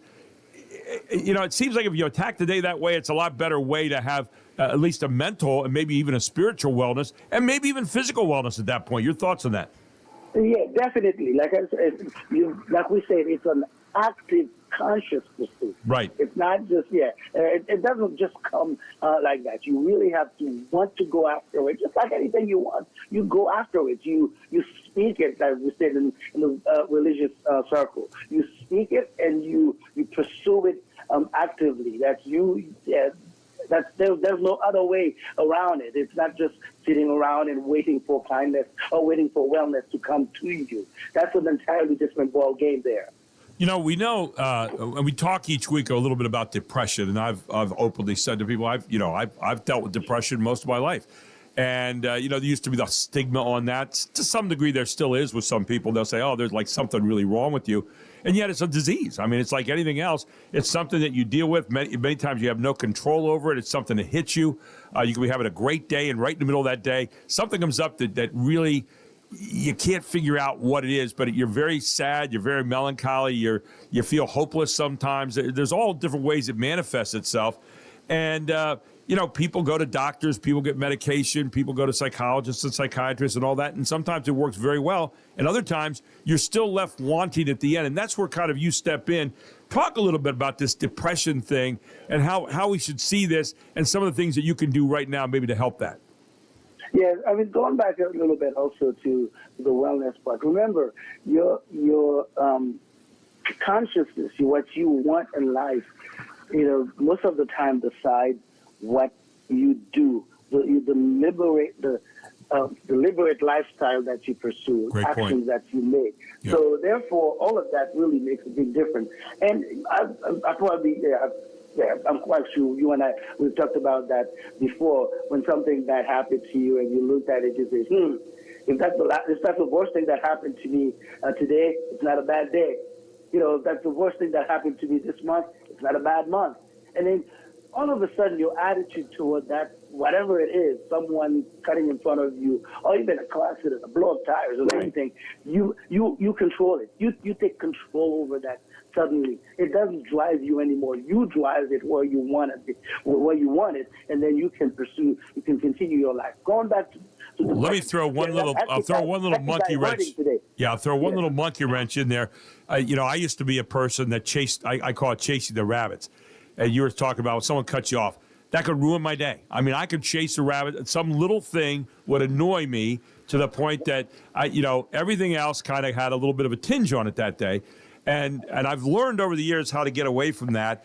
And do I still get annoyed by that sometimes? Yes, but it's a momentary thing. It's not something that affects your whole day. And so if you determine, I was always a guy who could take care of the big things. The big problem came up, I was kind of relaxed. I said, okay, the big problem, I got to deal with this.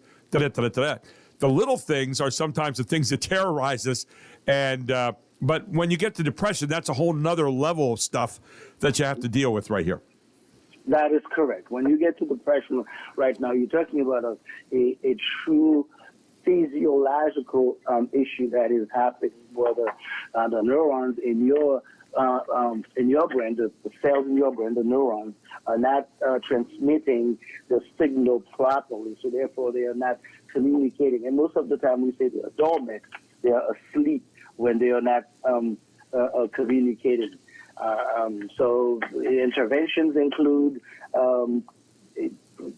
talk therapy, like physical physiotherapy, psychological therapy.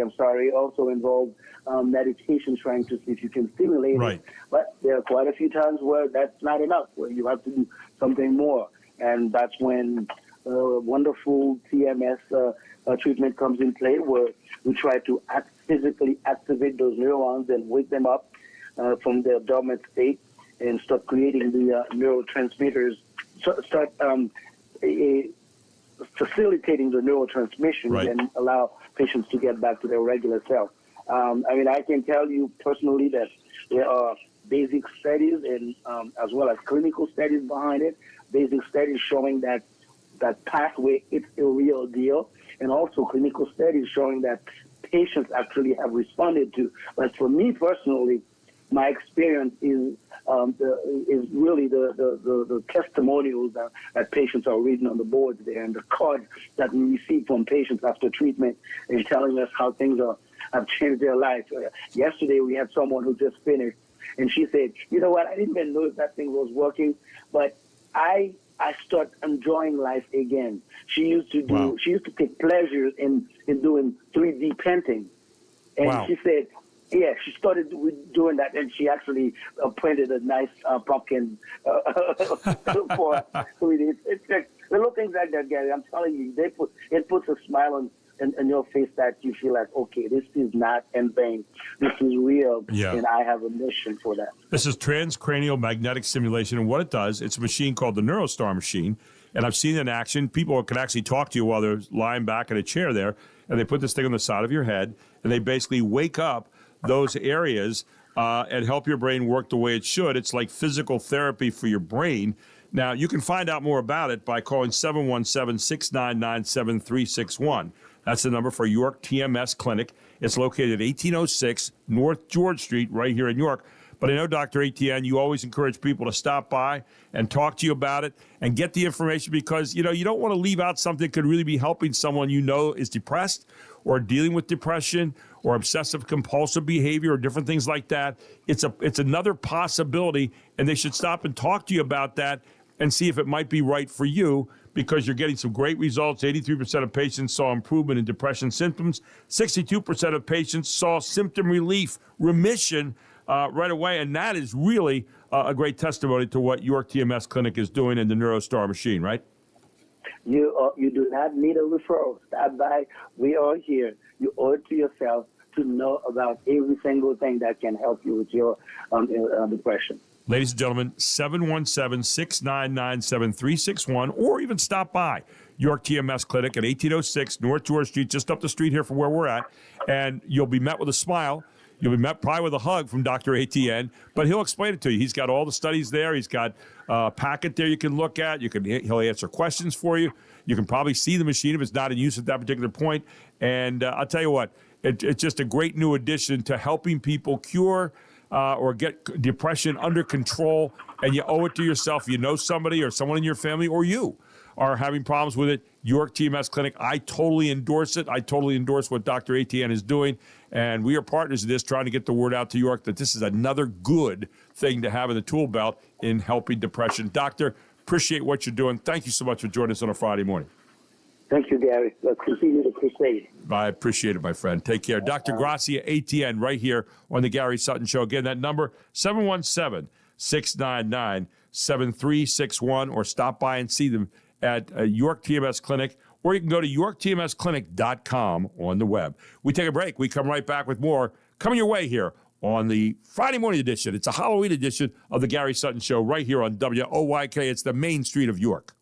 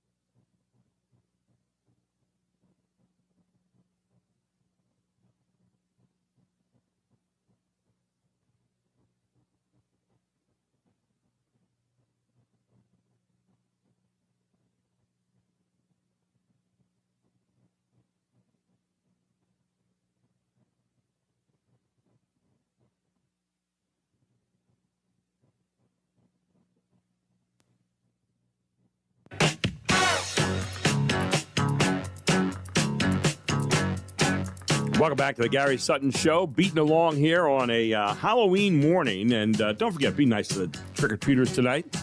Put those lights on. Make it a good experience. Going to be some weird ones. Okay, going to be some weird things happen, but that's okay. Okay, it's much more tame now than it used to be. Of course, you have the trunk and treat now, which has become very popular, where you line a bunch of cars up, you have all the candy in the cars, you hand it out, and it's a very safe environment. You know, that's just something different from when I was a kid. Your parents didn't worry about you going out. I mean, you went out because the community kind of reinforced what the parents believed, and for the most part, things were pretty much under control. Even though we tossed little corn around on the roofs and soaped a few windows. I didn't do that, but some people did. I never believed in that part of it. Throwing corn in the windows, scaring people, that was all right. But a little toilet paper here and there in the trees. But outside of that, running a Volkswagen up a telephone pole or something like that, we didn't do that. But well, that wasn't a bad idea. No, anyway. But it's a different time now. Really a different time and much more staid than it was back then. By the way, taking a look at back in the day on this date, 1,191 years ago, in 834 A.D., the Roman Catholic Church moved All Hallows Eve, which is what tonight is, to October 31st. The celebration has been established to honor the saints. Now it mostly honors zombies and sparkly vampires and Deadpool and Harley Quinn. Yeah, that's what it does now, so it's a little different. 99 years ago today, Harry Houdini in 1926 found the one thing he couldn't escape, death. He died at the Detroit hospital of gangrene and peritonitis, resulting from a ruptured appendix following a punch in the stomach. He invited some guy to punch him in the stomach. He was known for having he worked out, he had a very strong stomach, and the guy hit him when he wasn't expecting it. And it caused peritonitis and a ruptured appendix that he further hurt in doing one of his escape routines, and he died. And of course, it's on Halloween. Harry Houdini on Halloween. It's just kind of weird. 55 years ago in 1970, Michelle Phillips of the Mamas and Papas got very high on giggleweed and married Dennis Hopper. They divorced 8 days later, by the way, not a real long wedding. Probably wasn't done with the seriousness in mind that they wanted. One of the great songs of all time, 50 years ago in 1975, was released when the group Queen released their underrated smash, Bohemian Rhapsody, which has since been made into a movie, by the way. A really good movie. It was the lead single off their fourth album, Night at the Opera. And it was weird. At the time, it was a 6-minute single. Now, at that time, you only could play like 3 minutes on the radio, and that was considered too long, or long enough. But they had 6 minutes, and everybody who was associated with the album outside of Queen itself, the group, thought that it was way too long. It was going to be a bust. And it was criticized at the time. Later on, became part of legend. I mean, today, Bohemian Rhapsody is considered one of the great rock songs of all time, even though there was a lot of different kinds of opera and different things in it. But there you go.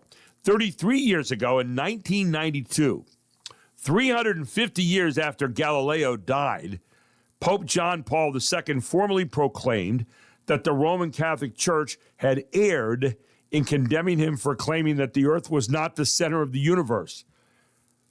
Can you imagine what the ghost of Galileo was saying? Hey, thanks, guys. Thanks. 350 years it took to figure out that the earth is not the center of the universe, that it actually is going to be the sun and all of that. And, what's next? That the earth is actually round, too? I always like when groups come out, like the Catholic Church or anybody, come out later on and they say they made a mistake. I guess better late than never, but the people that they made the mistake on are already dead. They're not getting a chance to really reap the benefits of that mistake, right? So there you go. That was it. Let's see. 27 years ago, in 1998, a genetic study was released suggesting Thomas Jefferson was messing around and did, in fact, father at least one taboo love child with his black slave, Sally Hemings. So there are a number of people from the Jefferson line who, there was a combination of black and white, and Sally Hemings was the slave that Thomas Jefferson apparently was slipping down to slave quarters at that time and messing with. So truly could be called a father of our country in more ways than one, right? Thomas Jefferson. Let's see what else we have. The concert was, there was a Kiss concert in 1998, 27 years ago. kicked off their Psycho Circus tour with a Halloween extravaganza in L.A. Their opening act was the Smashing Pumpkins. Since it was Halloween and all, the Pumpkins came dressed as the Beatles. But better yet, Kiss came dressed as, well, Kiss. They dressed up as themselves. The concert was also the first to be presented with a 3D viewing screen. When Kiss took the stage, fantastic singer Paul Stanley put his, his assets on a 3D camera and said, it looks bigger than that. Why? So not necessarily a good thing. 23 years ago in 2002, Rob Zombie married Sherry Moon, who had posed naked on the cover of his 1999 album, America Made Music to Strip By. Now she's a star of his movies. Not bad for a chick who can barely act. 19 years ago in 2006, Bob Barker announced he was retiring from The Price is Right. He hosted the show for 35 years. Bob passed away last year. And 15 years ago in 2010, The Walking Dead premiered on AMC, and it ran for 11 seasons and launched the 5 post-apocalyptic spin-offs: Fear the Walking Dead, The Walking Dead, Dead City, The Walking Dead, Daryl Dixon, Tales of the Walking Dead, and The Walking Dead, The World Beyond. I guess there's a new one coming out, The Walking Dead, Congress in Action. I'm making that last one up. And let's see, 14 years ago in 2011, Kim Kardashian filed for divorce from Chris Humphries just 72 days after they got married. Another short marriage there. Chris Humphries was a basketball player who never really made it in the NBA. I see him now on some of the gambling commercials saying, I'm back. I'm back playing basketball. Well, no one missed him from basketball, but what it's about is he's back playing different gambling situations. And so Chris Humphries on TV again, the not-so-famous Chris Humphries, who was famous for 72 days by being married to Kim Kardashian. There you have it. That's some of the things that happened on this date on October 31st. Of course, tonight is Halloween. And as we said, get on out there and enjoy yourself. We also have a question up today about the worst song ever. If you could delete one song from existence so no one ever has to hear it again, what would it be? It can be a Christmas song. It can be a regular song. 1-877-CARS for Kids is one of the names I threw out there.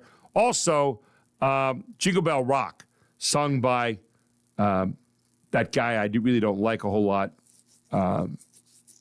That's another one. Jingle Bell Rock, you can take that out. Some people say the Christmas song that you could take out would be All I Want for Christmas Is You by Mariah Carey, which you hear about every 5 minutes when the Christmas music gets going. You see. All of that right here on the Gary Sutton Show. Well, Jim McClure, our York County historian, is up next, and he's going to talk a little bit about, we've had a lot of anniversaries going on here lately in the county, a lot of 100th anniversaries. He's going to talk about the 100th anniversary of the Capitol Theater, all here on the Gary Sutton Show on WOYK. It's 8 o'clock.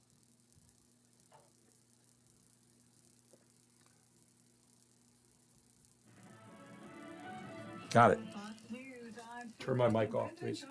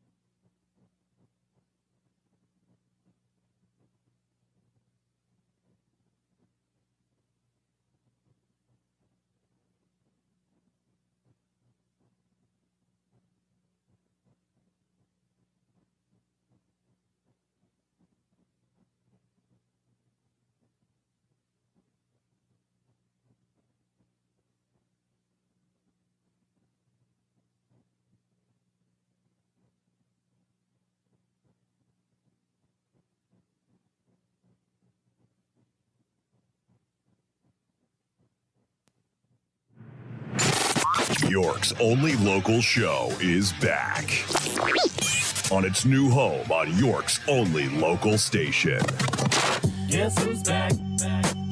Back again. This is the Gary Sutton Show on WOYK. I'm back. Now, broadcasting live from WOYK's downtown York studios inside Wellspan Park, here's Gary Sutton. And welcome back to our final hour of the week here on the Gary Sutton Show on WOYK. Brought to you by Barley Snyder, attorneys at law. Barley Snyder, 29 different areas they deal with in business law and over 130 plus attorneys. You know, I've talked to a lot of these attorneys. I'll tell you what, they're not just great lawyers. They're also great people. They're people who are involved in the community. That's one of the things that Barley Snyder encourages all their people to do. They're involved in the community in so many different ways. And most importantly, getting results for you. That's what they're very good at, and they've been doing that for a long time. But I love the fact that they are around the community. You look at their resumes, and these people are involved in all kinds of scouts and doing things on boards for people and helping people in cleanups and helping people in all kinds of different areas. I mean, it's really rewarding to see people who are not only helping the community through their jobs, but also giving back to the community as well. And that's what Barley Snyder encourages their people to do. They have a real excellence index that they kind of follow, but they are working on things for people in Pennsylvania and Maryland, 130 plus attorneys who are doing the right stuff and on the cutting edge of all the various kind of law that's going to help you make your business better in the long run. Barley Snyder Attorneys at Law, I'm right here in York. They're at 100 East Market Street. They're open 9 to 5 weekdays. You can give them a call and tell them I sent you, 717-846-8888, or go to barley.com and find out what they can do for you and your business. Barley Snyder, Attorneys at Law, getting the job done for you. And this hour being brought to you by Regents Glen Country Club. You can find them at regentsglen.com. And why do I mention Regents Glen Country Club? We're so thankful that Lacey and Regents Glen are supporting this hour of the Gary Sutton Show every single Friday at 8 o'clock. But I will tell you, I never tell you something that's not true. I've been a member of Regents since 2001, my wife Debbie and I, and we love it there. And we even loved it so much we were married there. But I'll tell you, Regents Glen right now has the lowest prices of any country club around. The lowest prices they've ever had for membership. And they have all kinds of different memberships you can get involved with. It is so affordable right now, you can't afford not to check it out at regentsglen.com, or I have even a better way for you to do that. Give them a call today at 717, write this down, 717-747-1919. That's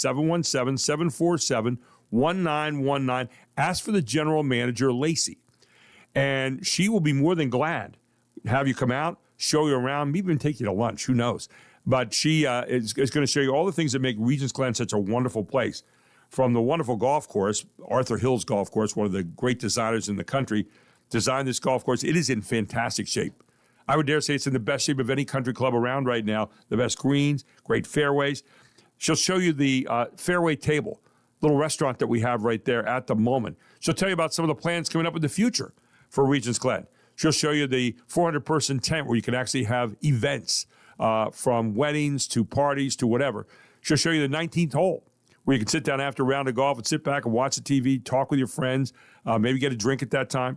They'll show you the pool. They'll show you the bocce courts, the pickleball courts that they have out there, and tennis courts. They'll show you the list of all the activities going on there all the time. It is an active, wonderful place to be at Regents Glen Country Club. Find out about the membership right now, please. And I am telling you, if you've ever wanted to join a club, now's the time to do it at Regents Glen. Very affordable prices. It is just a wonderful place to get to. Regents Glen Country Club, I'm a member there, and you might have a chance of being a member there too just by checking out these great prices that they have right now on membership. Go to regentsglen.com or call Lacey at 717-747-1919. A lot of new members are coming over right now from all different courses around the county, and with some of the public golf courses, having question marks about how long they're going to be around, Regents Glen is certainly a great option for you. Not just for golf, but for all kinds of other things, and the family as well. WOYK News Times 8:08. Do want to remind you that tonight at 6:30, we've got a football game coming your way. Darrell Henry and Andy Bria will be doing the Spring Grove and Muhlenberg game. It's the opening night of district playoffs, and Spring Grove going up against Muhlenberg. That's at 6:30 p.m. right here on 98.9 FM and 1350 AM WOYK. You can also listen at 989WOYK.com if you're going to be out of the area somewhere. Or maybe you have you're doing trick-or-treating for kids tonight because it is Halloween, right? You can do all that through 989WOYK.com or get the new WOYK app, right? You can also check out our podcasts at WOYK on YouTube. They'll be up later on today on that, so you can watch that. And you can text our show anytime at 833-478-4729. And this hour, we ask you in our Gary Sutton show on Facebook, today is October 31st. It's the last buffer day before you're going to get deluged with Christmas music, probably. And we were thinking about the worst Christmas songs, but I said, what about the worst songs ever? Burl Ives, A Holly Jolly Christmas, is like a song from Satan for me. I can't stand Burl Ives anytime, but especially on that. You might, somebody said 1-877-CARS for kids song on TV. Looks like Children of the Corn singing. It's horrible. So the worst song, if you could save the rest of the universe by getting rid of a song that you never wanted to see played again, never wanted to see inflicted on anybody again, there it would be.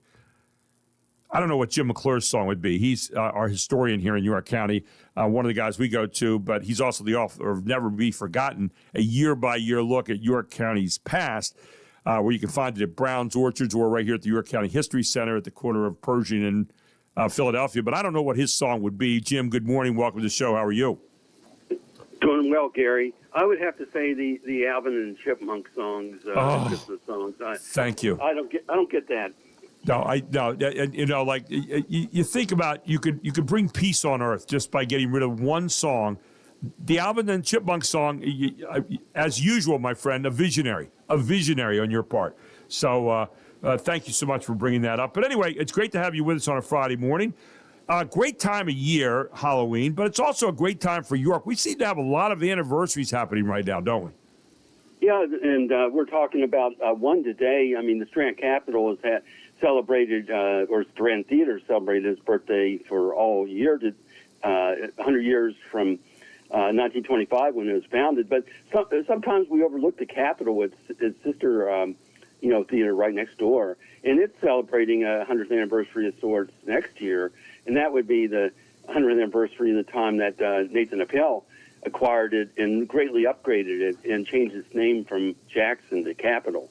And so that we'll talk about that today. Yeah, for over a century, the Strand and the Capitol Theaters have entertained York County. In fact, you and I we had met somewhere along the line before, but you and I kind of met and got interested in doing this segment at the Capitol Theater. We were on stage. I was doing a question and answer. I was asking the questions. You were doing some great answers on York County history. And as I recall, we were sitting there on the stage. And I was reminded when we sat there at the Capitol, I had gone there as a kid to see some movies.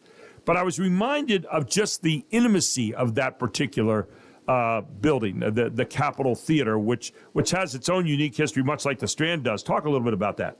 Yeah, it probably is the oldest movie house still in existence in York County.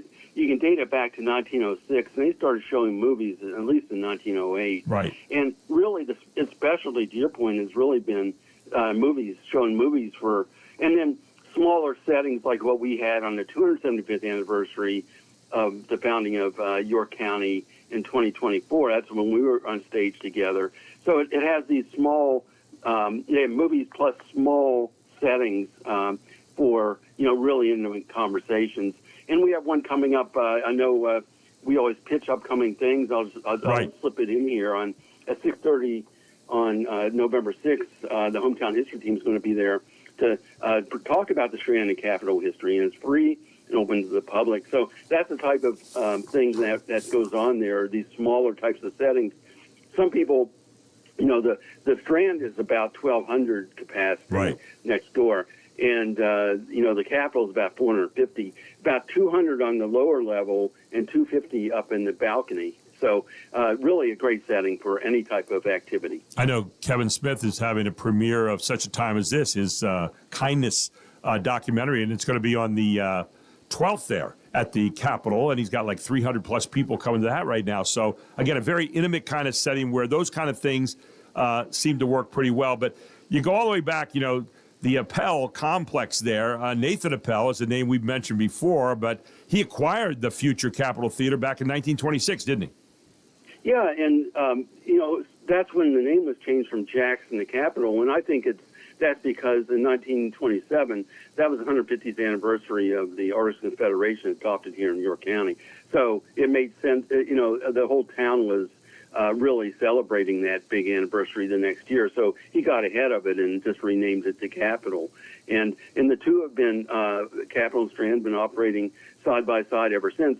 Now, the Appel family got out of the theater business after Nathan Appel died in 1928, and in 1930 they sold it to the studios, but got back in the business in a way in the 1970s when it was deteriorating. Both theaters were deteriorating, and Louis Appel Jr., Nathan's grandson, it really was a part of the supporters that brought it back into a grand opening in 1980.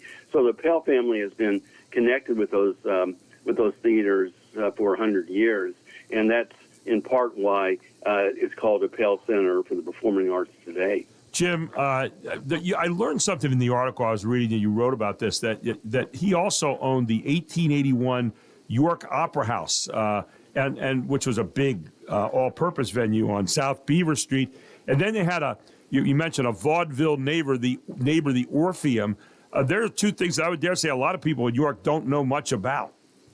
Yeah, and that really is a fascinating place, the York Opera House. And it was designed by the Dempwolfs in 1881 and opened. And John Wilkes Booth's brother-in-law, John Sleeper Clark, really was a performer, and he opened with the performance.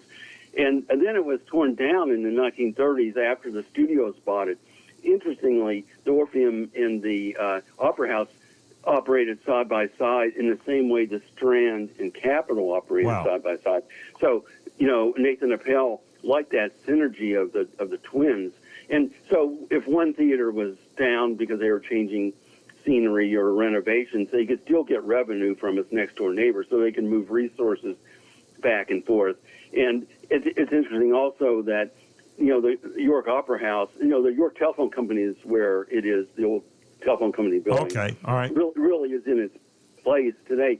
But that was the grandest place in town. And then when the Strand came by in 1925, it kind of replaced the Opera House, which was aging at that time, as the grandest place in town. And then they ended up tearing down the Opera House. And interesting also that the York Telephone Company building was designed by Dempwolf's son. So you had two Dempwolf buildings there, side by, one after another. It wasn't, it was the studio's decision to tear down the York Opera House, not a local decision. Right. But they ended up building this ornately, if you look at the telephone company even today, it has that door, that grate, that ornamentation as you go in. That was a Dempwolf design. Well, the Dempwolf architecture is still standout in York. I'm always intrigued by a Dempwolf building wherever I see it. We're going to take a quick break here, Jim. Can you stick with us for one more segment? Yes, absolutely. I want to come back and talk a little bit more about this and how it developed over the years. The Strand Capitol Complex, a lot of you see it here in York. A lot of you have been there to the Strand or the Capitol. And Jim McClure with us this morning, York County historian who's written Never to Be Forgotten, a year-by-year look at York County's past, regaling us a little bit with some of the history of that and some of the other things that were around here. Tells us more about our history of York, who we are and where we came from, all here on the Gary Sutton Show on WOYK, where it is 817.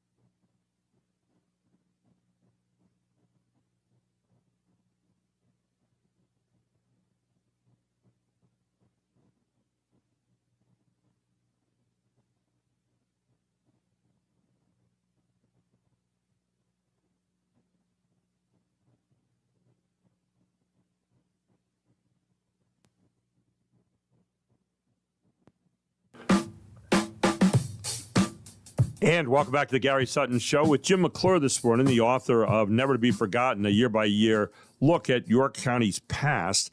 A book you can find down at Brown's Orchards, right there in Loganville, or you can go over to the York History Museum, which I would recommend. Great place to go. Give yourself about 3 hours to get around there, and you'll probably still come back for more.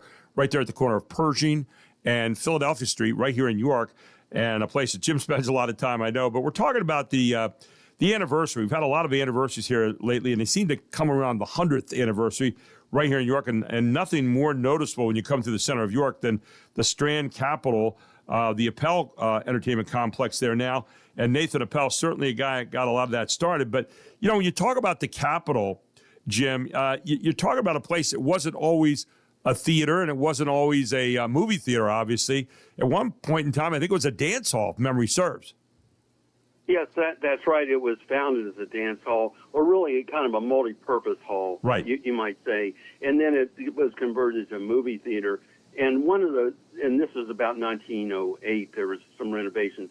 They knocked out the wall of the next door building, which is where the Strand is today, and they enlarged it that way. But in 1917, they did something very interesting. Is they built the balcony. Right. And they use a cantilever design, which, if you look at Frank Lloyd Wright's architecture, he does a lot of that, where you don't have any supports underneath, that it's designed such that it fastens the wall, and that's enough. The balance is in place, and the steel's in place, so you don't need the poles that block the views. And if you think about it, a lot of movie houses, a lot of structures are built that way today. But in 1917, that was an innovation here in York. It's the first building in New York that used that type of, design. So, in many ways, the Jackson that was known in those days was ahead of its time in that way. And then Nathan Appel in 1927 or in 1926, he really helped with the facade. If you look at the facade of the Capitol, it's more dramatic than the facade of the Strand, even though the Strand is larger. The Strand has that beautiful fan-shaped window that captures your attention. But the Capitol has that major league facade, that big facade with a smaller theater behind it. So what else happened in these buildings then over that period of time? You said in the 1970s they kind of went under. They were going into disrepair, and that's when Louis Appel, who was the grandson of Nathan Appel, picked these back up and ran again, right?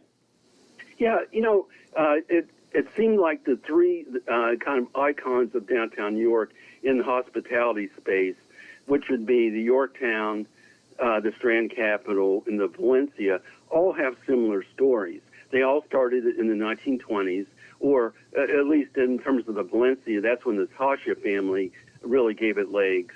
And, so the three started operating really together, where we have the Valencia is an all-purpose, large, more than 1,000 people could assemble there. They have trade shows there. They do big swing band events.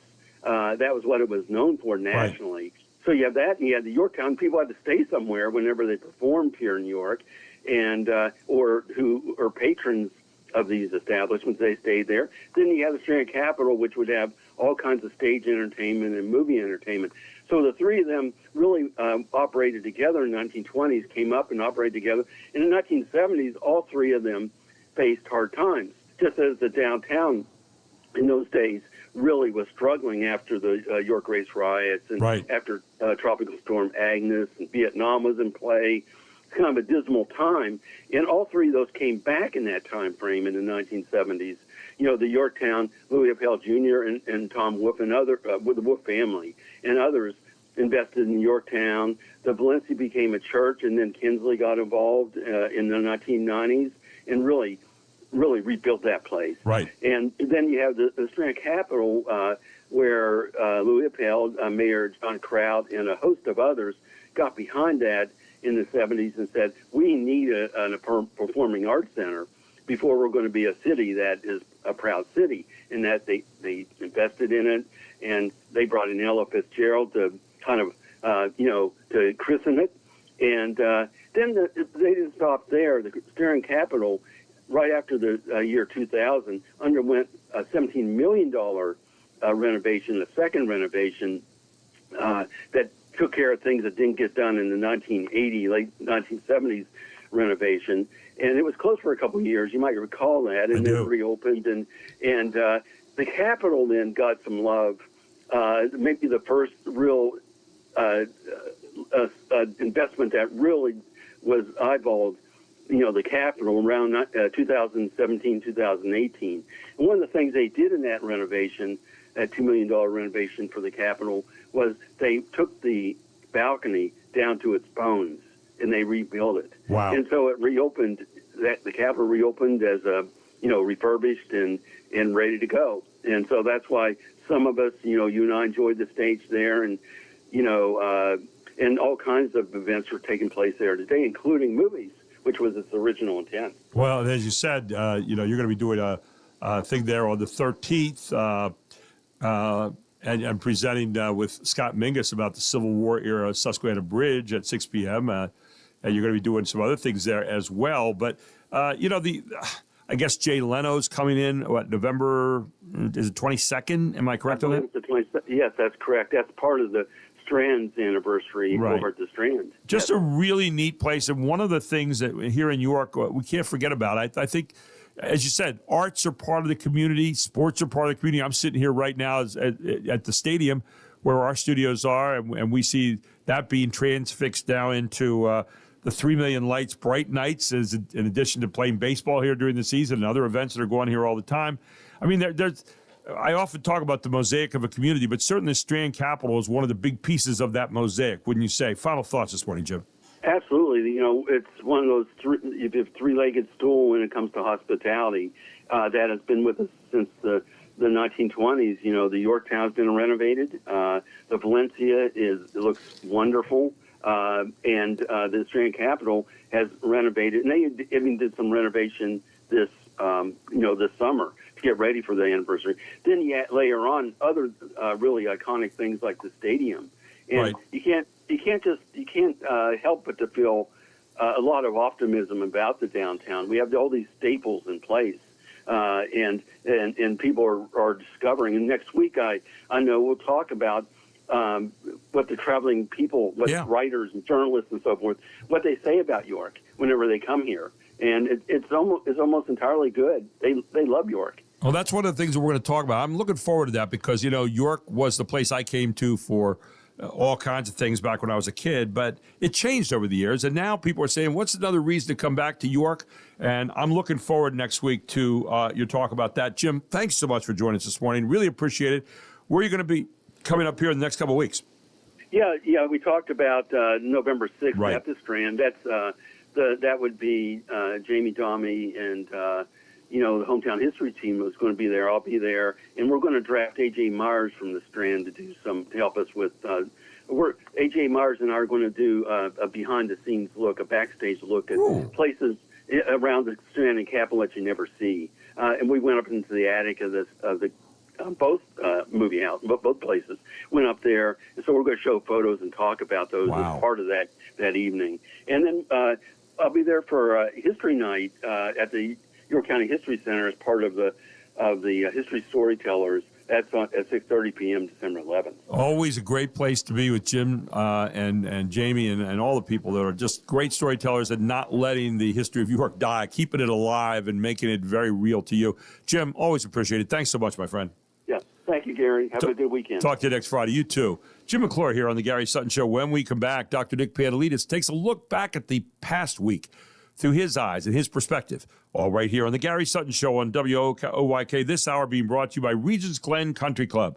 You can find them at regentsglen.com, and a great place to join right now. The rates are as low as I've ever seen them. I've been a member there since 2001, and it's a wonderful place to be, from a great golf course to pickleball courts to tennis courts to bocce courts to a wonderful restaurant. The Fairway Table is the name of that, to activities going on all the time. I mean, I'm telling you what, this is a great place to join for your family. It's extremely affordable right now. The lowest prices I've ever seen. Why don't you give a call today to Lacey, who's the general manager, to talk about it, show you around. 717-747-1037. 1919. Ask for Lacey, the general manager, or go to regentsglen.com right now. We take a break. We come right back.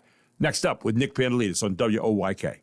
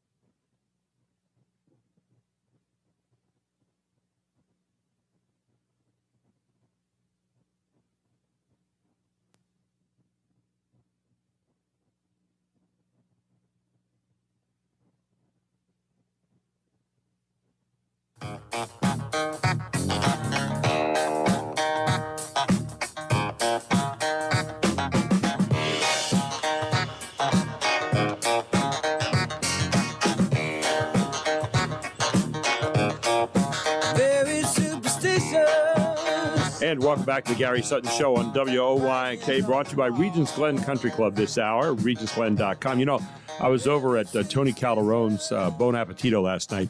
My wife and I stopped over there. We love to get over there and have dinner. And Tony just back from Sicily. And we were talking, and Tony's an avid golfer, by the way. And he's pretty good. He's a good player. I've played with him, and he's just a good guy. But I was telling him about Regents Glen, and I said he was looking around at different places to join this year. And I said, well, you know, Regents Glen has got the lowest prices ever. And I told him about what some of those were, and he's going to call today. Just one guy, and the word's getting around, ladies and gentlemen. The best prices right now to join a country club, very affordable. Regentsglen.com is the place to go. Or you can, better yet, call Lacey, the general manager, at 717-747-1919. if you're looking to have your family in, you want to have swimming, you want to have social activities, you want to have golf, you want to play bocce, you want to play pickleball, all that kind of stuff. It's all right there at Regents Glen Country Club. Yeah, it's a one-stop shop for entertainment. My wife and I have been members there since 2001, and I'll tell you right now, the best prices I've ever seen in all those years at being a member at Regents Glen Country Club. So give a call today, 717-747-1919, or go to regentsglen.com. WOYK News Time is 8:36. Also want to remind you, if you're looking to buy a car right now, a lot of people like to buy new cars. I bought one from GM Balvo, and I got a Mitsubishi Outlander back in February, and I've been so pleased with it. Not just with the car, but with the service. When you have the GM Balvo name behind it, there is a level of service that you're not going to get anywhere else. They just are that good. Jack Giambalvo started 50 years ago when he started the company, and since then they've added 6 different locations.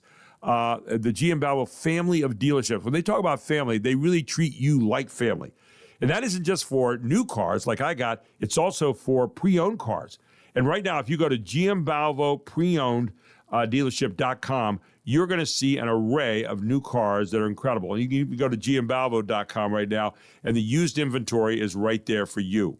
Yep, they got some things going on here that you don't just have with every company. Free lifetime PA state inspections they have, and that's for you and anybody in your household.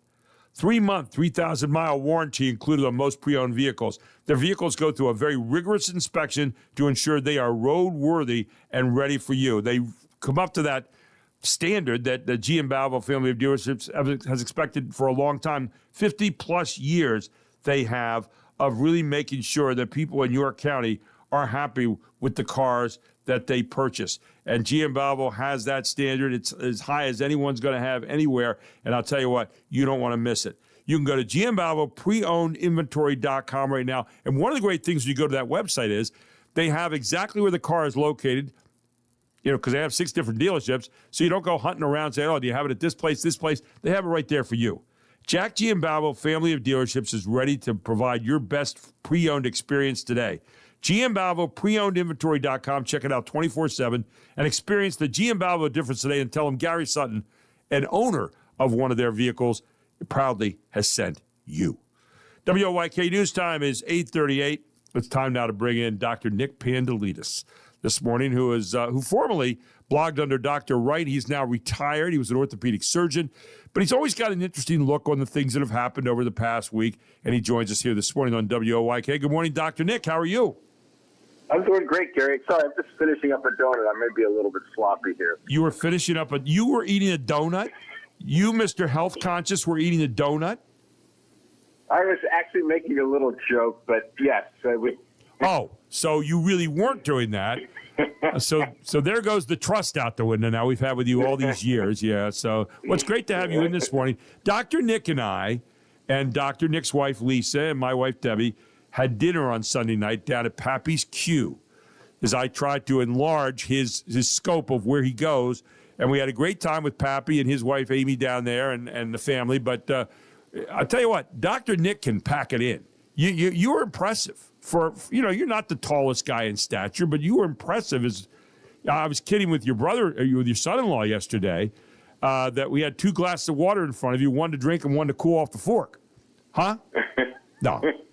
Did you have a good time there on Sunday? I have a good appetite. I burn through the calories, yeah. Yeah, but then, of course, you go out and you bike 100 miles a day or whatever it is, and, you're kind of nutsy about that. So it's it is a flaw for sure. We all have them. Yes. But we had a good time with you Sunday night. It was really nice to get out. And that was. I didn't realize. Pappy Q's was there. It's not far from where I live, so there you go. We'll be going back. Yeah, we're looking forward to it. Of course, we invited you, so you could invite us the next time we get out there and maybe bring your son-in-law and your daughter and all that. But that's for another. Be fun. That's for another time. Another time. We'll do it another time. Yeah. Anyway, so you look over the past week here. Anything hits you that you're looking back as we kind of wrap up the day and look at the world through your perspective? Yeah, it's sort of been surprising how quiet this government shutdown has been.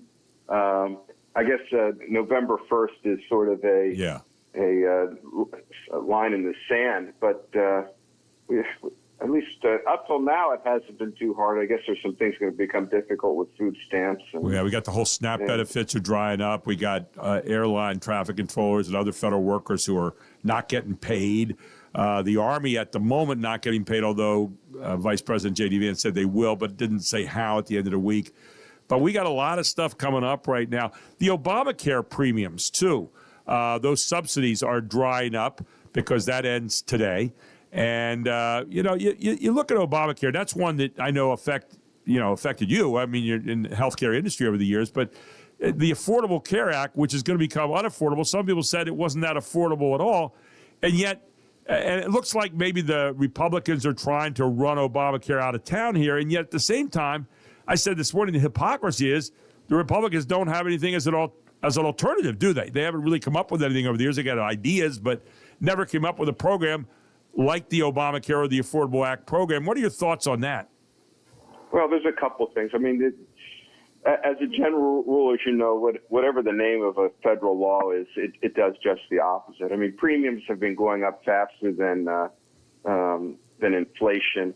The Obamacare is anything but affordable, right. And it's now there definitely needed to be a place where people who weren't getting employer insurance had an option to buy insurance at an affordable price. But I read an article this morning in the Wall Street Journal.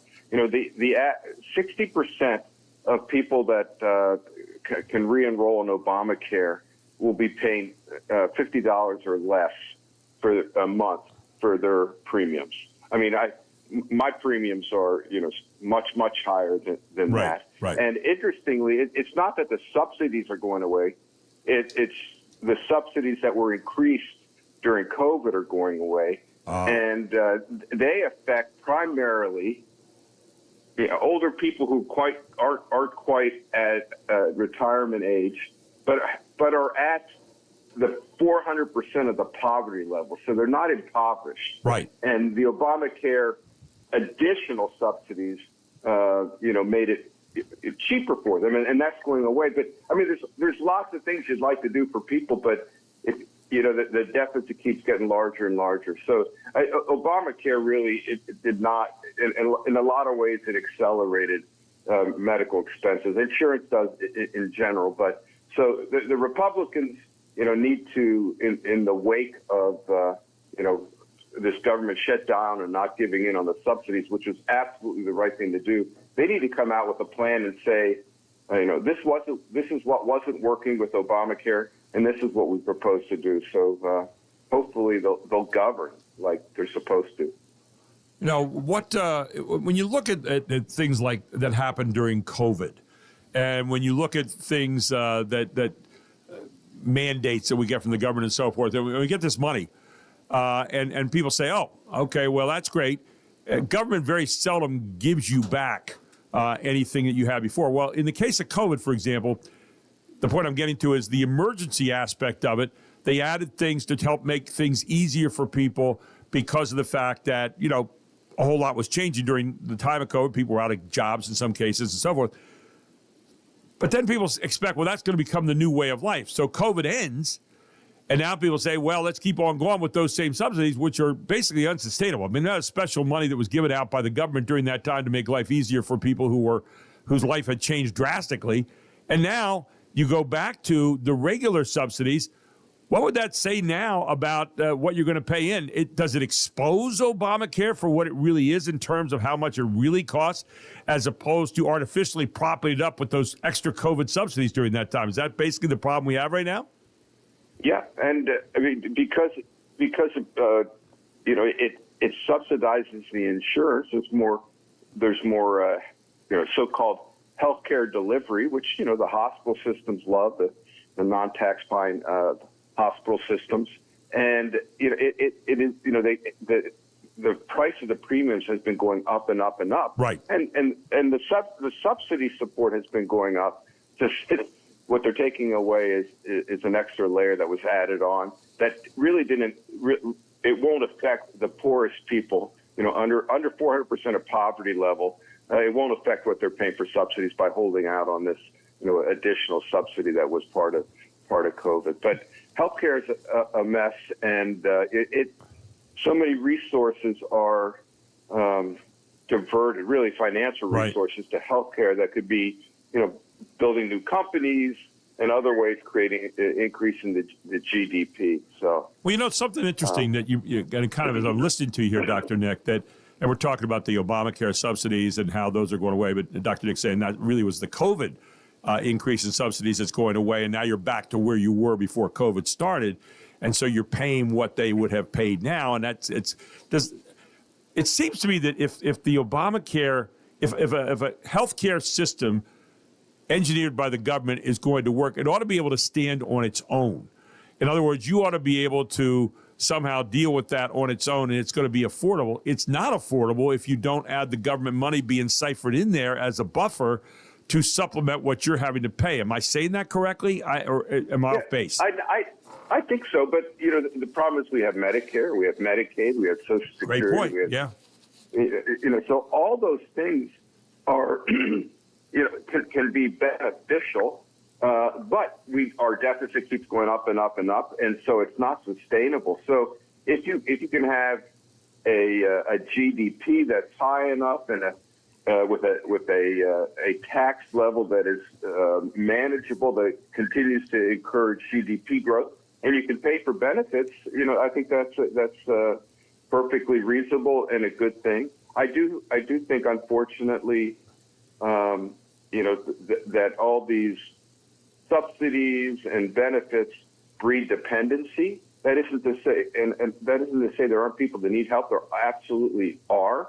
But I think more and more people, now look outwardly, for supporting their family and their health care and everything else. And that wasn't always the case. Yeah. And it doesn't mean that, and I'm not saying everybody needs to, to toughen up and do it, but there definitely, we have gone way too far in the direction of dependency and the whole idea of responsibility.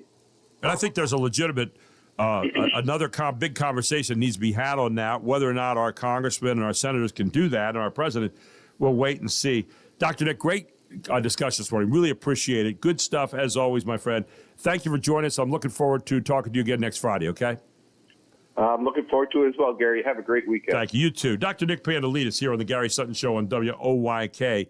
And talking about those subsidies and how affordable is the Affordable Care Act. What's the alternative if you don't have that is another big thing. And I think Republicans have been lacking in that, coming up with ideas over the years that really would have been a good, affordable alternative to what we're going through right now. And, of course, it's all part of the whole government shutdown. Democrats holding out saying we don't want those COVID subsidies to go away. Obviously it makes it more affordable for people, but is it the right way to go? Lots of questions out there here on the Gary Sutton Show on WOYK. We take a break, our final break of the day, and we'll be back with a final thought and some final stories for you right here on WOYK Radio. It is the Gary Sutton Show, the Main Street of York on a Friday morning. Halloween. Happy Halloween, everyone.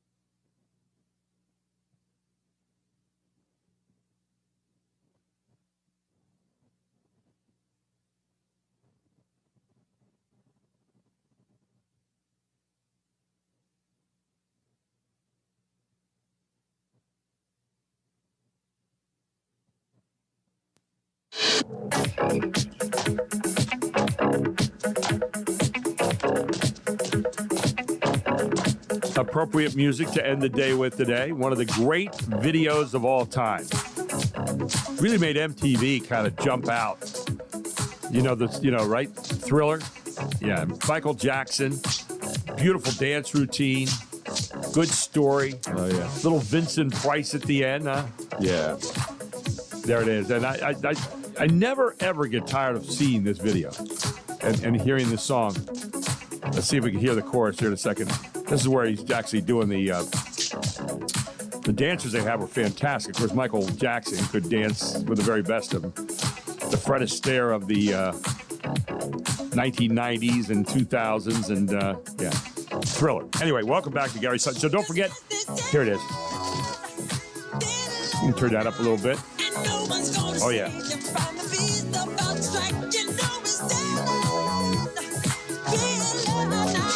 One of the things Ryan Lewis sitting in for Mark McKenzie today was so good. Adding Vincent Price to this was priceless. And the words that he says about without the soul for getting down. 2,000 years of funk and all that, and all this stuff, different stuff. I mean, it's really pretty fascinating. It's just a brilliant piece of video. Yeah. Yeah. Yeah, anyway. that laugh at the very end. Oh, my goodness. Yeah. As only Vincent Price could do it. One of the great scary guys of all time. Well, this weekend, turn your clock back an hour. So if you get up at 2 o'clock to change all your clocks, remember they used to say that in the old days, get up at 2 to change your clocks. Now everything's done automatically for the most part. But you're going to change it back to 1, so you get an extra hour of sleep this weekend. That's one of the things to let you know about. Another thing is I'm watching our people down here putting up the 3 million lights. They started doing it early. Oh, yeah. Because November 20th, Bright Night starts right here at Wellspan Park and Brooks Robinson Plaza right here in York. Bright Nights, 3 million lights. It is just a fantastic Christmas wonderland, holiday wonderland, if you will. And you can go to brightnightsyork.com right now and get your tickets, find out all about it. They're going to be updating things all the time. So keep an eye on that. brightnightsyork.com. I'll be down here a bunch of those nights. I'm looking forward to meeting you. But they light up the entire stadium. 3 million plus lights on that. Don't forget that tonight here on WOYK, it'll be Spring Grove and Muhlenberg as we start out the District 3 playoffs. They all start tonight. And the high school football game, we'll be bringing you Darrell Henry, Andy Bria, Spring Grove versus Muhlenberg tonight. That starts at 6:30 p.m. right here on 98.9 FM and 1350 AM WOYK. So all of that going on for you. And we got Halloween tonight. Be careful out there. Kids are going to be walking around. Slow the cars down a little bit in the neighborhoods. Make sure you don't get cheap candy. Don't give them Necco wafers or any of that kind of stuff. Have some taste. Have some good stuff if you're going to be at home. I'm going to be out running around tonight, so I will not be at home. I'm kind of sad. I'm going to be missing a little bit of that tonight because I always look forward to kids coming up. We talked about the different kinds of people you'll see showing up tonight at your doorstep. Yeah, the 5 types of trick-or-treaters you might encounter tonight. Here was, just see if you recognize this. This was from the 6 o'clock hour this morning. The trick-or-treater who still keeps their bag extended after you put candy in it. You ever notice that? Like, is that it? That's all you're going to, not a little something for the effort of being out tonight? Yeah. Ever had a kid do that, Ryan? You put it out, or have you ever done it where you said, wait a second. I haven't done that one. You're giving me a little box of raisins. That's it? I'm thinking it's funny though because my kids don't have filters. So some of my kids, as they're coming up, they don't have the sense to.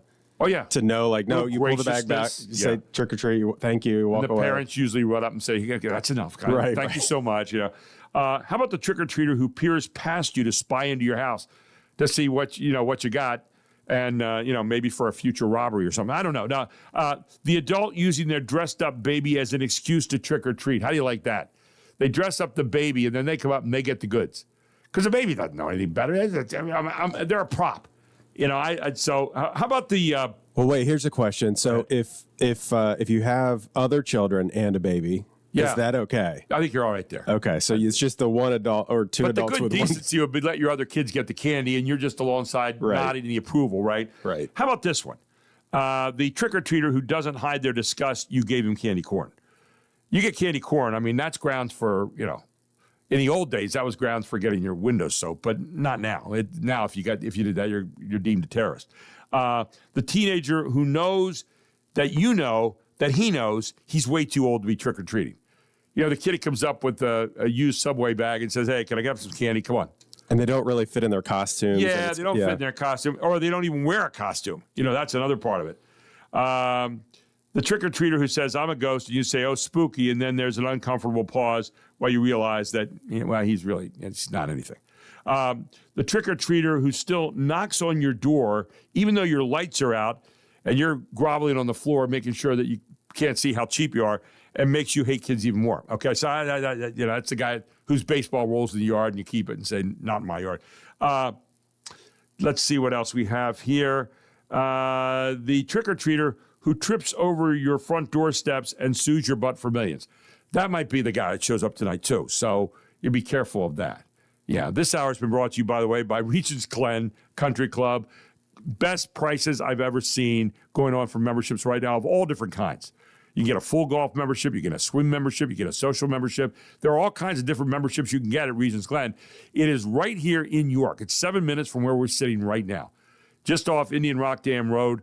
Across from Indian Rock Dam School is the entrance. You go in there, and they've got the fairway table, great eating place, wonderful service. They've actually got it closed in out in the back now on the patio that overlooks a beautiful swimming pool that obviously isn't open right now, but you can get that swimming membership for the upcoming spring, and you can just sit down and have a great evening with family, a wonderful bar there, well-stocked. They've got all kinds of activities going on out there, an Arthur Hills design golf course, one of the best designers in the country. They've got bocce courts. They've got pickleball courts. They've got tennis courts. They got a 400-person tent where you can have all kinds of activities. They've got it all for you right now, and at the most affordable prices that you've ever seen. They've also got some great changes coming up out there. A lot of people are flocking there now with the new membership rates. We're getting all kinds of new members. Why don't you think about becoming one? For your family, for yourself, Regents Glen Country Club. Find them at regentsglen.com or give them a call today. Lacey, our general manager, is ready to show you around at 717-747-1919. Thank you, Ryan, today for sitting in for Mark. Mark will be back on Monday morning. Ryan Lewis doing a great job today. Thanks to all of you for tuning in all week long. We're hoping to see an end to this government shutdown soon. We're hoping to get a budget soon. We'll keep our eyes on that if there's any movement over the weekend. Monday morning, we'll have all kinds of great guests for you. And we'll give you the latest updates on the Penn State-Ohio State game over the weekend. Don't forget to turn your clocks back on Saturday night from 2 to 1 o'clock, for example. Get yourself an extra hour of sleep. If not, you're going to get cheated, all right? Have a great weekend, everyone. Be safe out there. Take care of those trick-or-treaters tonight, and have a great Halloween. For Ryan Lewis and all of us here, I'm Gary Sutton. Have a great weekend. It is 9 o'clock.